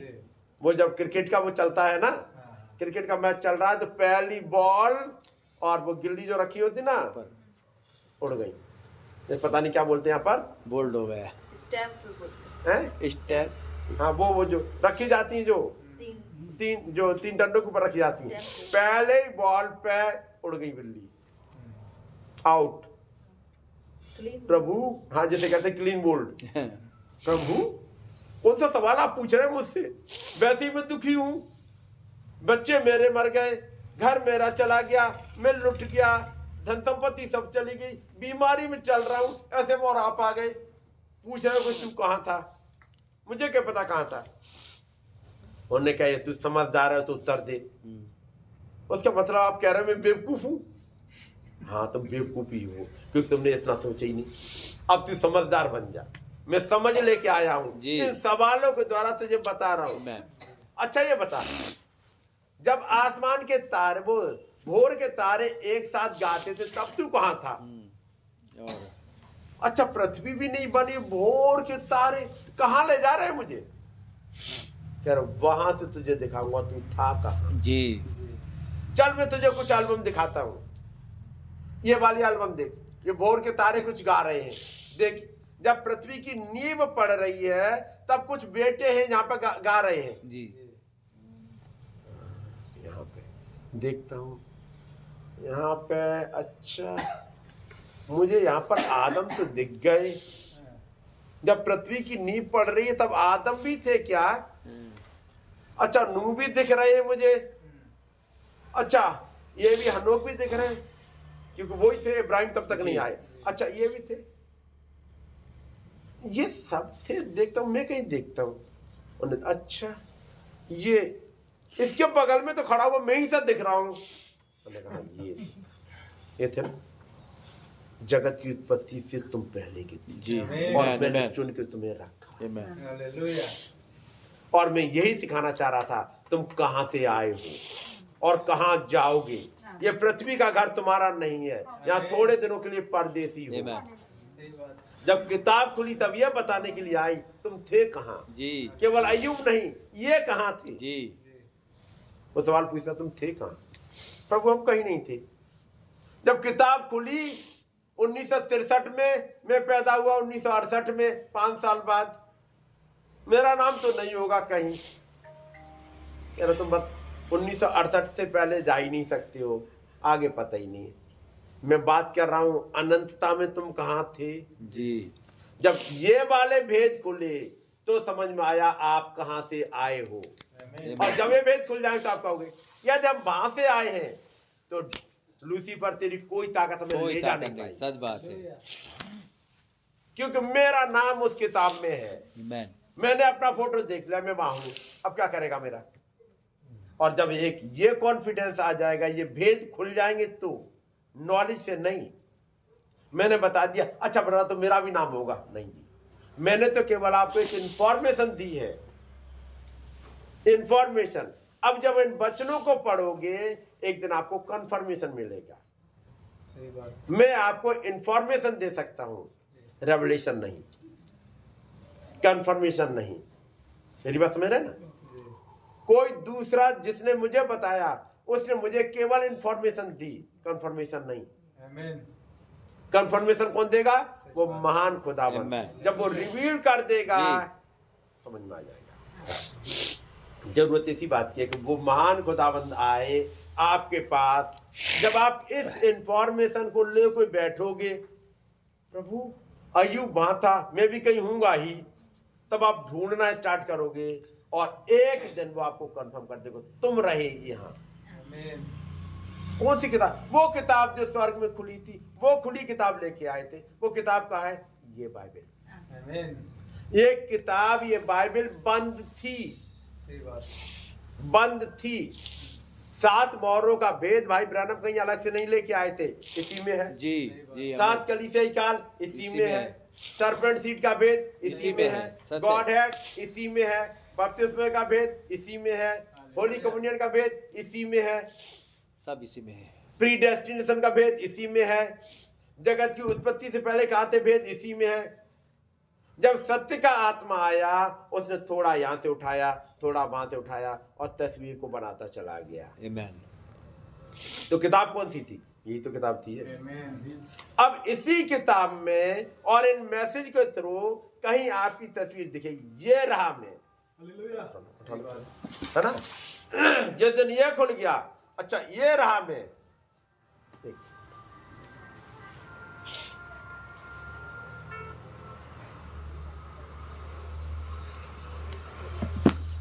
जब ये भेद खुलना स्टार्ट हो जाएंगे, मैं कहूंगा सब नहीं खुलेंगे, कोई बात नहीं, कुछ तो खुला है अब तक। इतने दिनों में serpent seed, God head, baptism, कुछ तो खुला है जी। एक दिन आपका भी खुल जाएगा। आमेन। खुल जाएगा धीमे धीमे। अब वो खुदाबंद से पूछते अय्यूब के सवाल, चैप्टर 38, 39, 40, 41, इस 4 चैप्टर में 38, 39, 40, 41 में अय्यूब की जैसे गिल्लियां उखाड़ दी। क्या तू जानता है ये 7 तारे, ये सप्तऋषि क्या है? क्या तू जानता है ओराइन क्या है? क्या तू जानता है प्लेडीज क्या है? प्लेडीज, ओराइन, ये भी हमें जानने पड़ेंगे। हमने कहा इसी के लिए तो मैंने सब कुछ टेस्टिंग एजेंसी को भेजा था कि तेरे एग्जाम ले और तुझे इन बातों के लिए। अच्छा तू जानता है लिव्यातान कहाँ रहता है? तू जानता है जंगल में जो गाय है वो कब ब्याती है, कब उनके बच्चे, हिरन कैसे दौड़ता है, ये कैसे, ये भी हमें जानना पड़ेगा। क्या इसी में तो सारी चीजें लिखी हुई है। ये डायमेंशन भी पढ़ने पड़ेंगे जी। जैसे उस दिन कह रहे थे एक बाइबल तो पढ़ी नहीं जा रही, अब एक और किताब दे दी, फिर एक और किताब दे दी, यानी कौन कौन सी किताबें देते जा रहे हैं, सब जानने पड़ेंगी जी। और बात जैसे डायमेंशन का कर रहा था मैं, उत्पत्ति 1 में खुदाबंद ने कहा पेड़ पौधे उगे थे, और फिर खुदाबंद ने देखा अच्छा है, देखा। फिर खुदाबंद ने कहा चिड़ियाएं उड़े, चिड़ियां उड़ी। खुदाबंद ने देखा अच्छा है। जानवर चले, जानवर चले, अच्छा है। फिर खुदावंद ने कहा आओ हम मनुष्य को अपनी समानता में बनाए, समानता में बना दिया, अच्छा है, सब कुछ बन गया, सब कुछ बन गया। और खुदावंद ने सब कुछ देख लिया, बहुत बढ़िया, बहुत बढ़िया बात। जब दूसरा अध्याय आया, अब वहां लिखा है और पृथ्वी पर कोई पेड़ भी नहीं उगा था। तो ये पृथ्वी पर पेड़ नहीं उगा था, तो खुदाबंद आपने कौन से पेड़ देखे जिसको देख के कहा अच्छा है?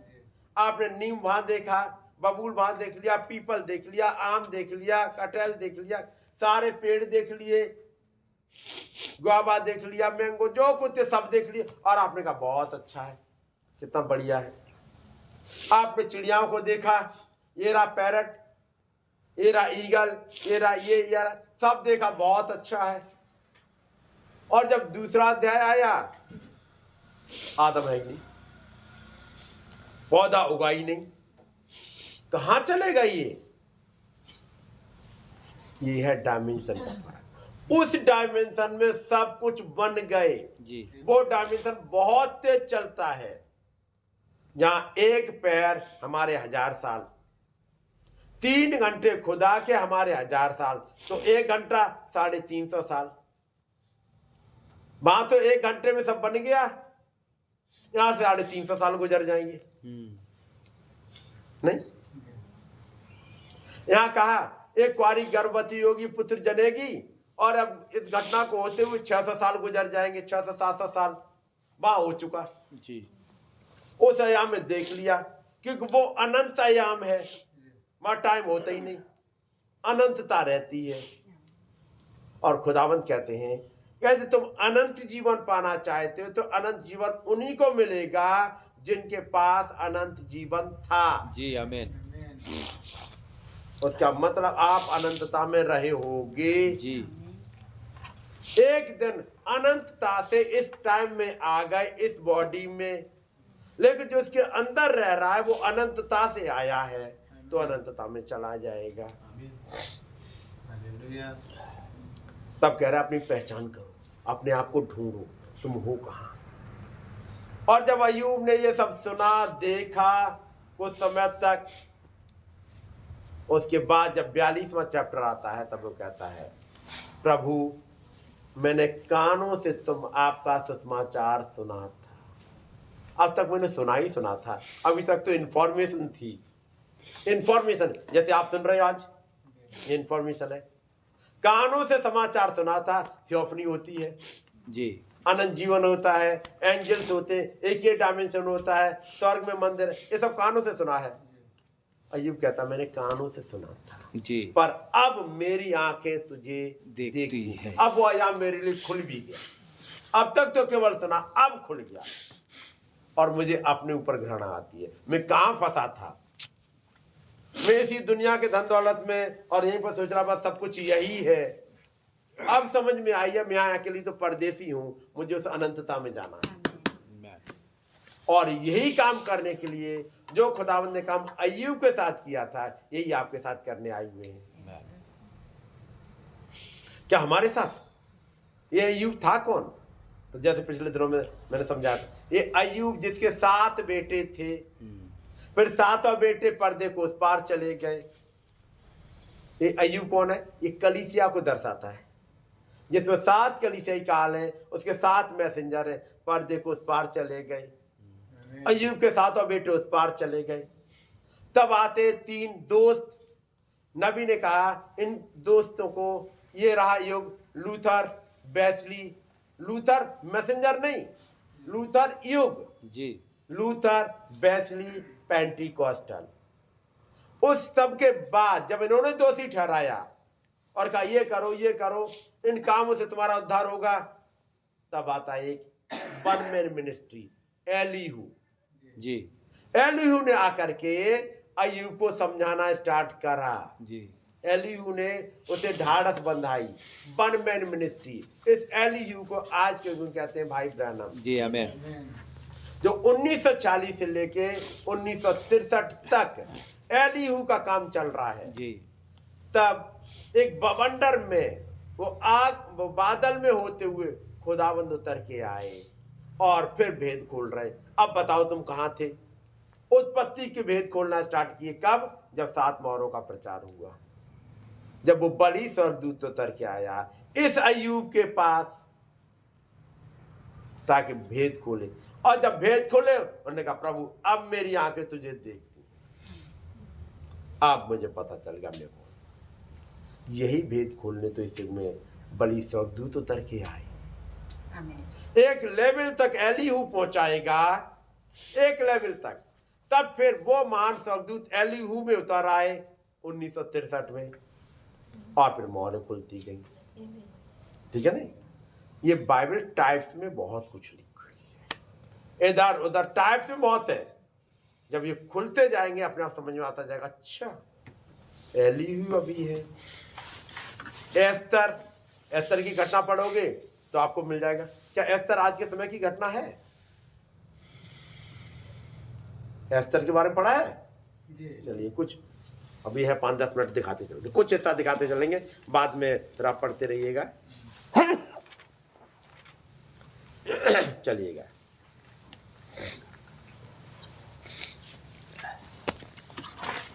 एस्तर चैप्टर 1।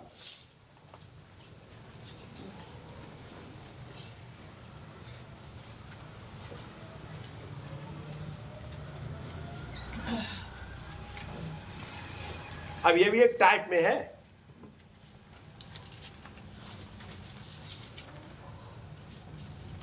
क्षयर्ष नाम राजा के दिनों में ये बातें हुई।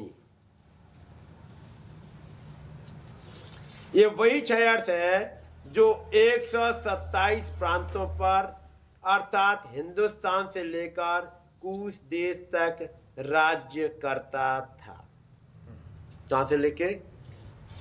कूश देश जो अफ्रीका में पड़ता है, इथोपिया से लेके इंडिया तक राज्य कर रहा था। बात समझ गया नहीं? यहां तक पूरा हिस्सा उसी का था। उन दिनों में जब क्षयर्ष राजा अपनी उस राजगद्दी पर विराजमान था जो शूशन नाम राजगढ़ में थी, वहां उसने अपने राज्य के 3रे वर्ष में अपने सब हाकिमों और कर्मचारियों को भोज दिया, और फारस और मादे के सेनापति और प्रांत प्रांत के प्रधान और हाकिम उसके सम्मुख आ गए। उस राजा के सामने कौन कौन आ रहा है? ये मादी और फारसियों का राजा है, इसलिए मादी और फारसियों के प्रधान इकट्ठे हो रहे हैं। ठीक है नहीं? इस क्षयर्ष का मतलब होता है हेड। ये हेड आया हुआ है। इस पूरी दुनिया का राजा कौन है? अब यहां टाइप में ये क्षयर्ष रिप्रेजेंट करता उस खुदा को। ये क्षयर्ष खुदा नहीं है, ये तो अन्य जातियों का राजा है। लेकिन टाइप में, क्योंकि यही एक बाइबल है जिसमें आपको यहोवा नाम भी नहीं मिलेगा। इस पूरी बाइबल एस्तर की किताब में कहीं नहीं मिलेगा यहोवा। फारस और मादे के सेनापति और प्रांत प्रांत के प्रधान और हाकिम उसके सम्मुख आए। ये सब आ गए, हर एक प्रधान आया, जितने बड़े बड़े अधिकारी आए, और वो ने बहुत दिन तक, वरन 180 दिन तक अपने राजसी वैभव का धन और अपने महात्मा के अनमोल पदार्थ दिखाता रहा। क्या करा? उनको वो कितना महान है ये सब दिखाता रहा। उसने आदम को दिखाया, उसने नूह को दिखाया, उसने हनोक को दिखाया, उसने अय्यूब को दिखाया, उसने इब्राहिम को दिखाया, उसने दाऊद को दिखाया, इशाया को दिखाया, इर्मिया को दिखाया। ये सब इस्राएली थे, इनको दिखाता रहा एक लंबे समय तक। और जब उनको दिखा लिया, इन दिनों के बीतने पर, जब ये बीत गया समय,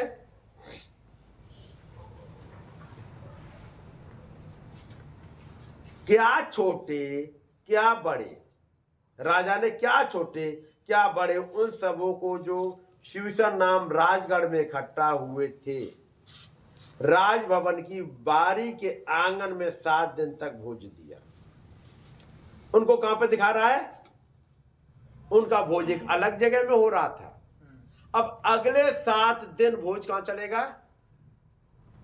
एक बारी में 7 दिन का भी भोज। ये 7 दिन का भोज, ये 7 चर्चेज थी।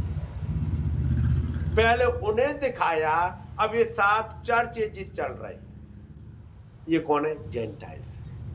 जेंटाइल्स वहां मंदिर में नहीं है। अभी जेंटाइल्स इनको दिखाया जा रहा कुछ कुछ, माँ के पर्दे वगैरह सब कुछ क्या क्या दिखा रहे हैं। अब आगे आते हैं 6 आयत में।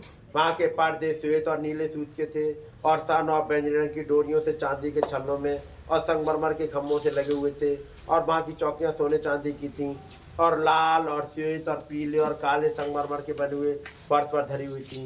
उस भोज में राजा के योग्य दाखमधु भिन्न भिन्न सोने के भिन्न भिन्न रूप के सोने के पात्रों में डालकर राजा की उदारता से बहुत आयत के साथ पिलाया जाता था। क्या पिलाया जा रहा है? राजा के योग्य दाखमधु। अब ये राजा कौन है? यीशु मसीह, वो खुदाबंद यहोवा यीशु मसीह। तो उसके योग्य दाखमधु क्या है? पवित्र आत्मा। पवित्र आत्मा पिलाया जा रहा है सोने के पात्रों में डाल डाल के। ये सोने के पात्र, ये 7 दूत थे, इनमें वचन भरा, उस युग का संदेश और भेजा जा रहा है, पिलाया जा रहा है। पीना तो नियम के अनुसार होता था, किसी को विवश करके नहीं पिलाया जाता था। फ्री है भाई, लेना चाहो ले लो, जबरदस्ती नहीं है। वचन सुनना चाहो सुन लो, रेवलेशन ग्रहण करना चाहो कर लो, जबरदस्ती किसी पर नहीं है तो राजा के यहाँ, लेकिन फ्री, जितना चाहो जितना इकट्ठा करना चाहो अपना। क्योंकि राजा ने अपने भवन के सब भंडारियों को आज्ञा दी थी कि जो अतिथि जैसा चाहे उसके साथ वैसा ही बर्ताव करना, जो जैसा जितना पीना चाहे, जबरदस्ती मत करना। अब राजा भोज अपना कर रहे हैं। रानी बस्ती ने भी राजा शहर के भवन में स्त्रियों को भोज दिया। अब राजा तो कर रहे अपना, इधर रानी बस्ती ने अपना भोज स्टार्ट कर दिया,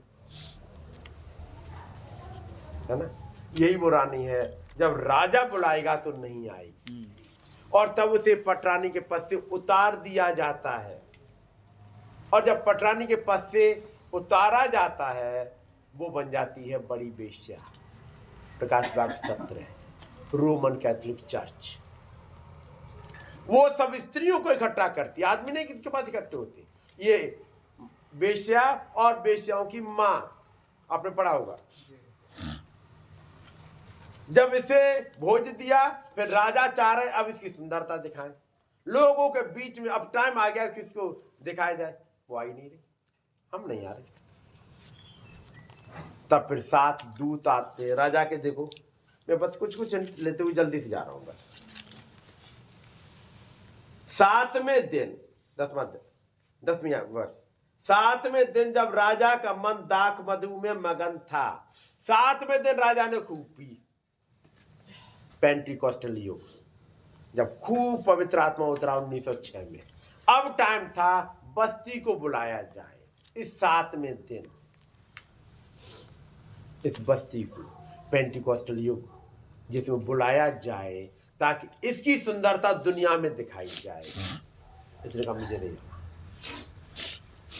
इसने रिजेक्ट कर दिया वचन को, उस राजा को रिजेक्ट कर दिया। और 1946 में ये खत्म कि रानी बस्ती को राजमुकुट धारण किए हुए राजा के सम्मुख ले आओ, जिससे कि देश देश के लोगों और हाकिम पर उसकी सुंदरता प्रकट हो जाए, क्योंकि वो देखने में सुंदर थी। खोजों के द्वारा राजा की वो आज्ञा पाकर रानी बस्ती ने आने से इनकार कर दिया, है ना। राजा के पास 7 क्या थे? खोजे। पढ़ रहे आप कि नहीं पढ़ रहे? 7 खोजे। बेटा जरा अंग्रेजी में पढ़ देना, 10th वर्ष। On the 7th day, when the heart of the king was merry with wine, he commanded me human, Bishta, Harbona, Bigta, and Bhakta, Jetar, and Kata, the 7 chamberlains that served in the 7 chamberlains। तो चैम्बरलियंस कौन होते हैं? उस राजा के chamber में रहने वाले मुख्य अधिकारी, हिंदी में कर दिया उन्होंने खोजे, ये खोजे नहीं है, ये चैम्बरलेस वो अधिकारी जो राजा की काउंसिल में बैठते हैं, काउंसलर्स। ये 7 काउंसलर्स कौन से? 7 स्पिरिट्स, खुदा की 7 आत्माएं, है ना। आगे इन्होंने बुलाया गया, ये नहीं गए आगे। तब फिर आगे कुछ काम चले, आगे पड़ेगा। जब ये नहीं आई तब फिर राजा ने कहा अब आगे क्या किया जाए। तो कुछ लोगों ने एडवाइस दी थी। 14th वर्ष,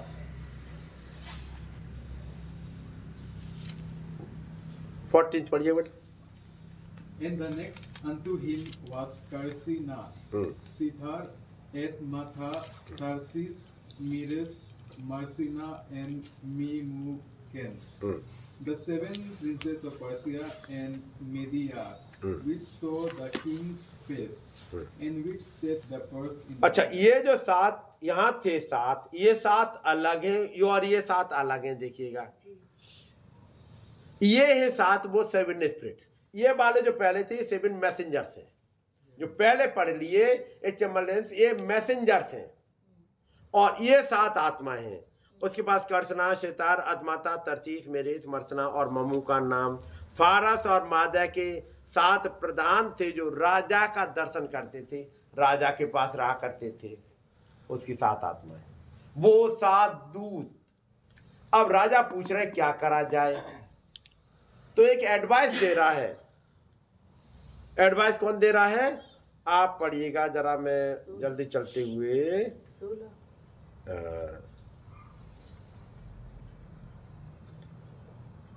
ममकान 16, हाँ 16 ममकान पढ़िएगा।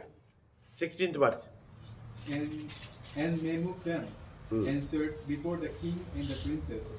तब ये ममूकान उठ खड़े हुए। ममूकान का कौन से नंबर पे है? ऊपर पढ़िएगा तो कर्सना नंबर 1, सेतार 2, अदमाता 3, तरतीस 4, मेरेस 5, मर्सना 6, ममूकान 7वें नंबर पे है। ये एडवाइस दे रहे हैं। वो 7 आत्माओं से 7वें वाली आत्मा आई। पूछा जा रहा तो 7वां वाला बोल रहा है।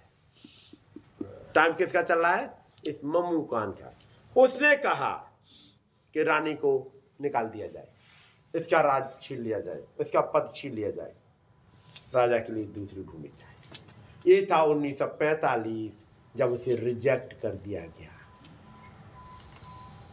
और उसके बाद 1946 में एक दूत भेजा गया कि अब और ढूंढी जाए। तब एक दूत निकला जिसका नाम था भाई ब्रैनम। अब जा रहा है। उसको जब दूत ने कमीशन दिया तो ये कहा, जा, मैं तुझे वैसे ही भेजता हूं जैसे इब्राहिम ने अपने बेटे इसाक के लिए अपने एक लड़की लाने के लिए बोला था, वैसे ही मैं तुझे भेजता हूं ताकि जाए तो उसके पुत्र यीशु के लिए एक पत्नी लेके आएगा अन्य जाति में। ममूकान एडवाइस दे रहा, वो 7वां। तब ये 7वां जाएगा ढूंढने के लिए। तब किसे ढूंढेगा? एक ऐसी लड़की है जिसके माँ बाप नहीं है, अनाथ है, और कौन पाल रहा है? उसका चचेरा भाई। और उस लड़की को फिर एक अन्य जाति नाम दिया जाता है ना। एक उसका नाम तो हदस्सा था। हदस्सा का मतलब है स्टार। उसे एक अन्य जाति नाम दिया जाता है एस्तर। अपनी पहचान वो छिपाती है, फिर वो राजा के पास पहुंचेगी और वो पटरानी बन जाएगी। क्योंकि ये हटा दी गई चर्च, ये रोमन कैथोलिक चर्च और उसके साथ की सारी हटा दी गई। तब एक आई जो अब आई है, ठीक है नहीं। बाकी ढेर सारी चीजें हैं। टाइम हो चुका है, मैं यही बंद करूंगा। लेकिन बाइबल ये टाइप्स में लिखी हुई है। हो सकता है चीज अभी बहुत ज्यादा ना समझ में आई हो, क्योंकि मैं बहुत ज्यादा डिटेल में नहीं जा पाया टाइम की वजह से। लेकिन याद रखिएगा तो नेक्स्ट टाइम पे देखेंगे, ठीक है नहीं। आइए दुआ करेंगे। प्यारे प्रभु, एक बार फिर से हम आपका धन्यवाद करते हैं Yes, Lord. इस सांझ के समय के लिए। आपने ही रहम किया और अपनी बातों को सिखाया और समझाया है। प्रभु, ये बातें केवल इंफॉर्मेशन तक ना रह जाए, सच्ची बात बल्कि प्रभु इन भाई बहनों के लिए कंफर्मेशन हो जाए, जी। इनका एक रेवलेशन बन जाए और इनके हृदय में खुल जाए। आप ही आए प्रभु, ये आप ही कर सकते हैं प्रभु। आपका पवित्र आत्मा आए और इनके हृदय में उस सीड को जो बोया गया है इन 4 दिनों में, उसे क्विकन करते हैं। Yes, मदद करिएगा प्रभु और रैप्चर के लिए तैयार करिए Amen.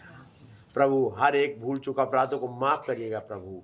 हम इंसान होने की वजह से तमाम बार निरी गलतियां करते सच हैं, Lord. लेकिन प्रभु जब आपने नाम को पहले लिख दिया है प्रभु, तो डेविल की कोई चाल हमें रोक नहीं पाएगी। प्रभु हमारी मदद करें और उन आयाम में उठा लीजिएगा प्रभु यीशु मसीह के नाम में, आमीन। भाई यडी या भाई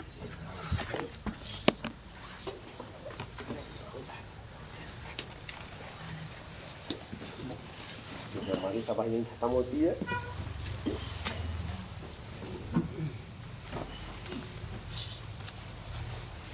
कल तक तो कुछ व्यवहारिक चीजों में चलना पड़ा था, कल तक आज फिर वो चीजें ताकि आप उन पर मेडिटेट कर सको आगे के दिनों में।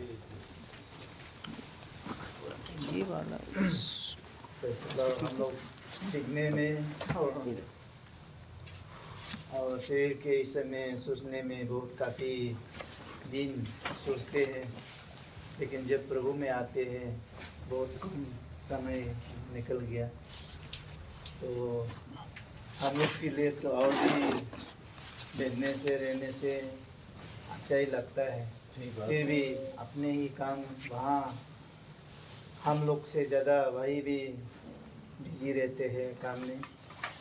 इसलिए धन्यवाद देते हैं जितने भी हमारे पास्टर रिको के साथ, पास्टर फिलिप और सिस्टर को प्रभु के नाम से धन्यवाद देते हैं। आपने आया और आने वाला समय के लिए भी फिर प्रभु से दुआ करते हैं।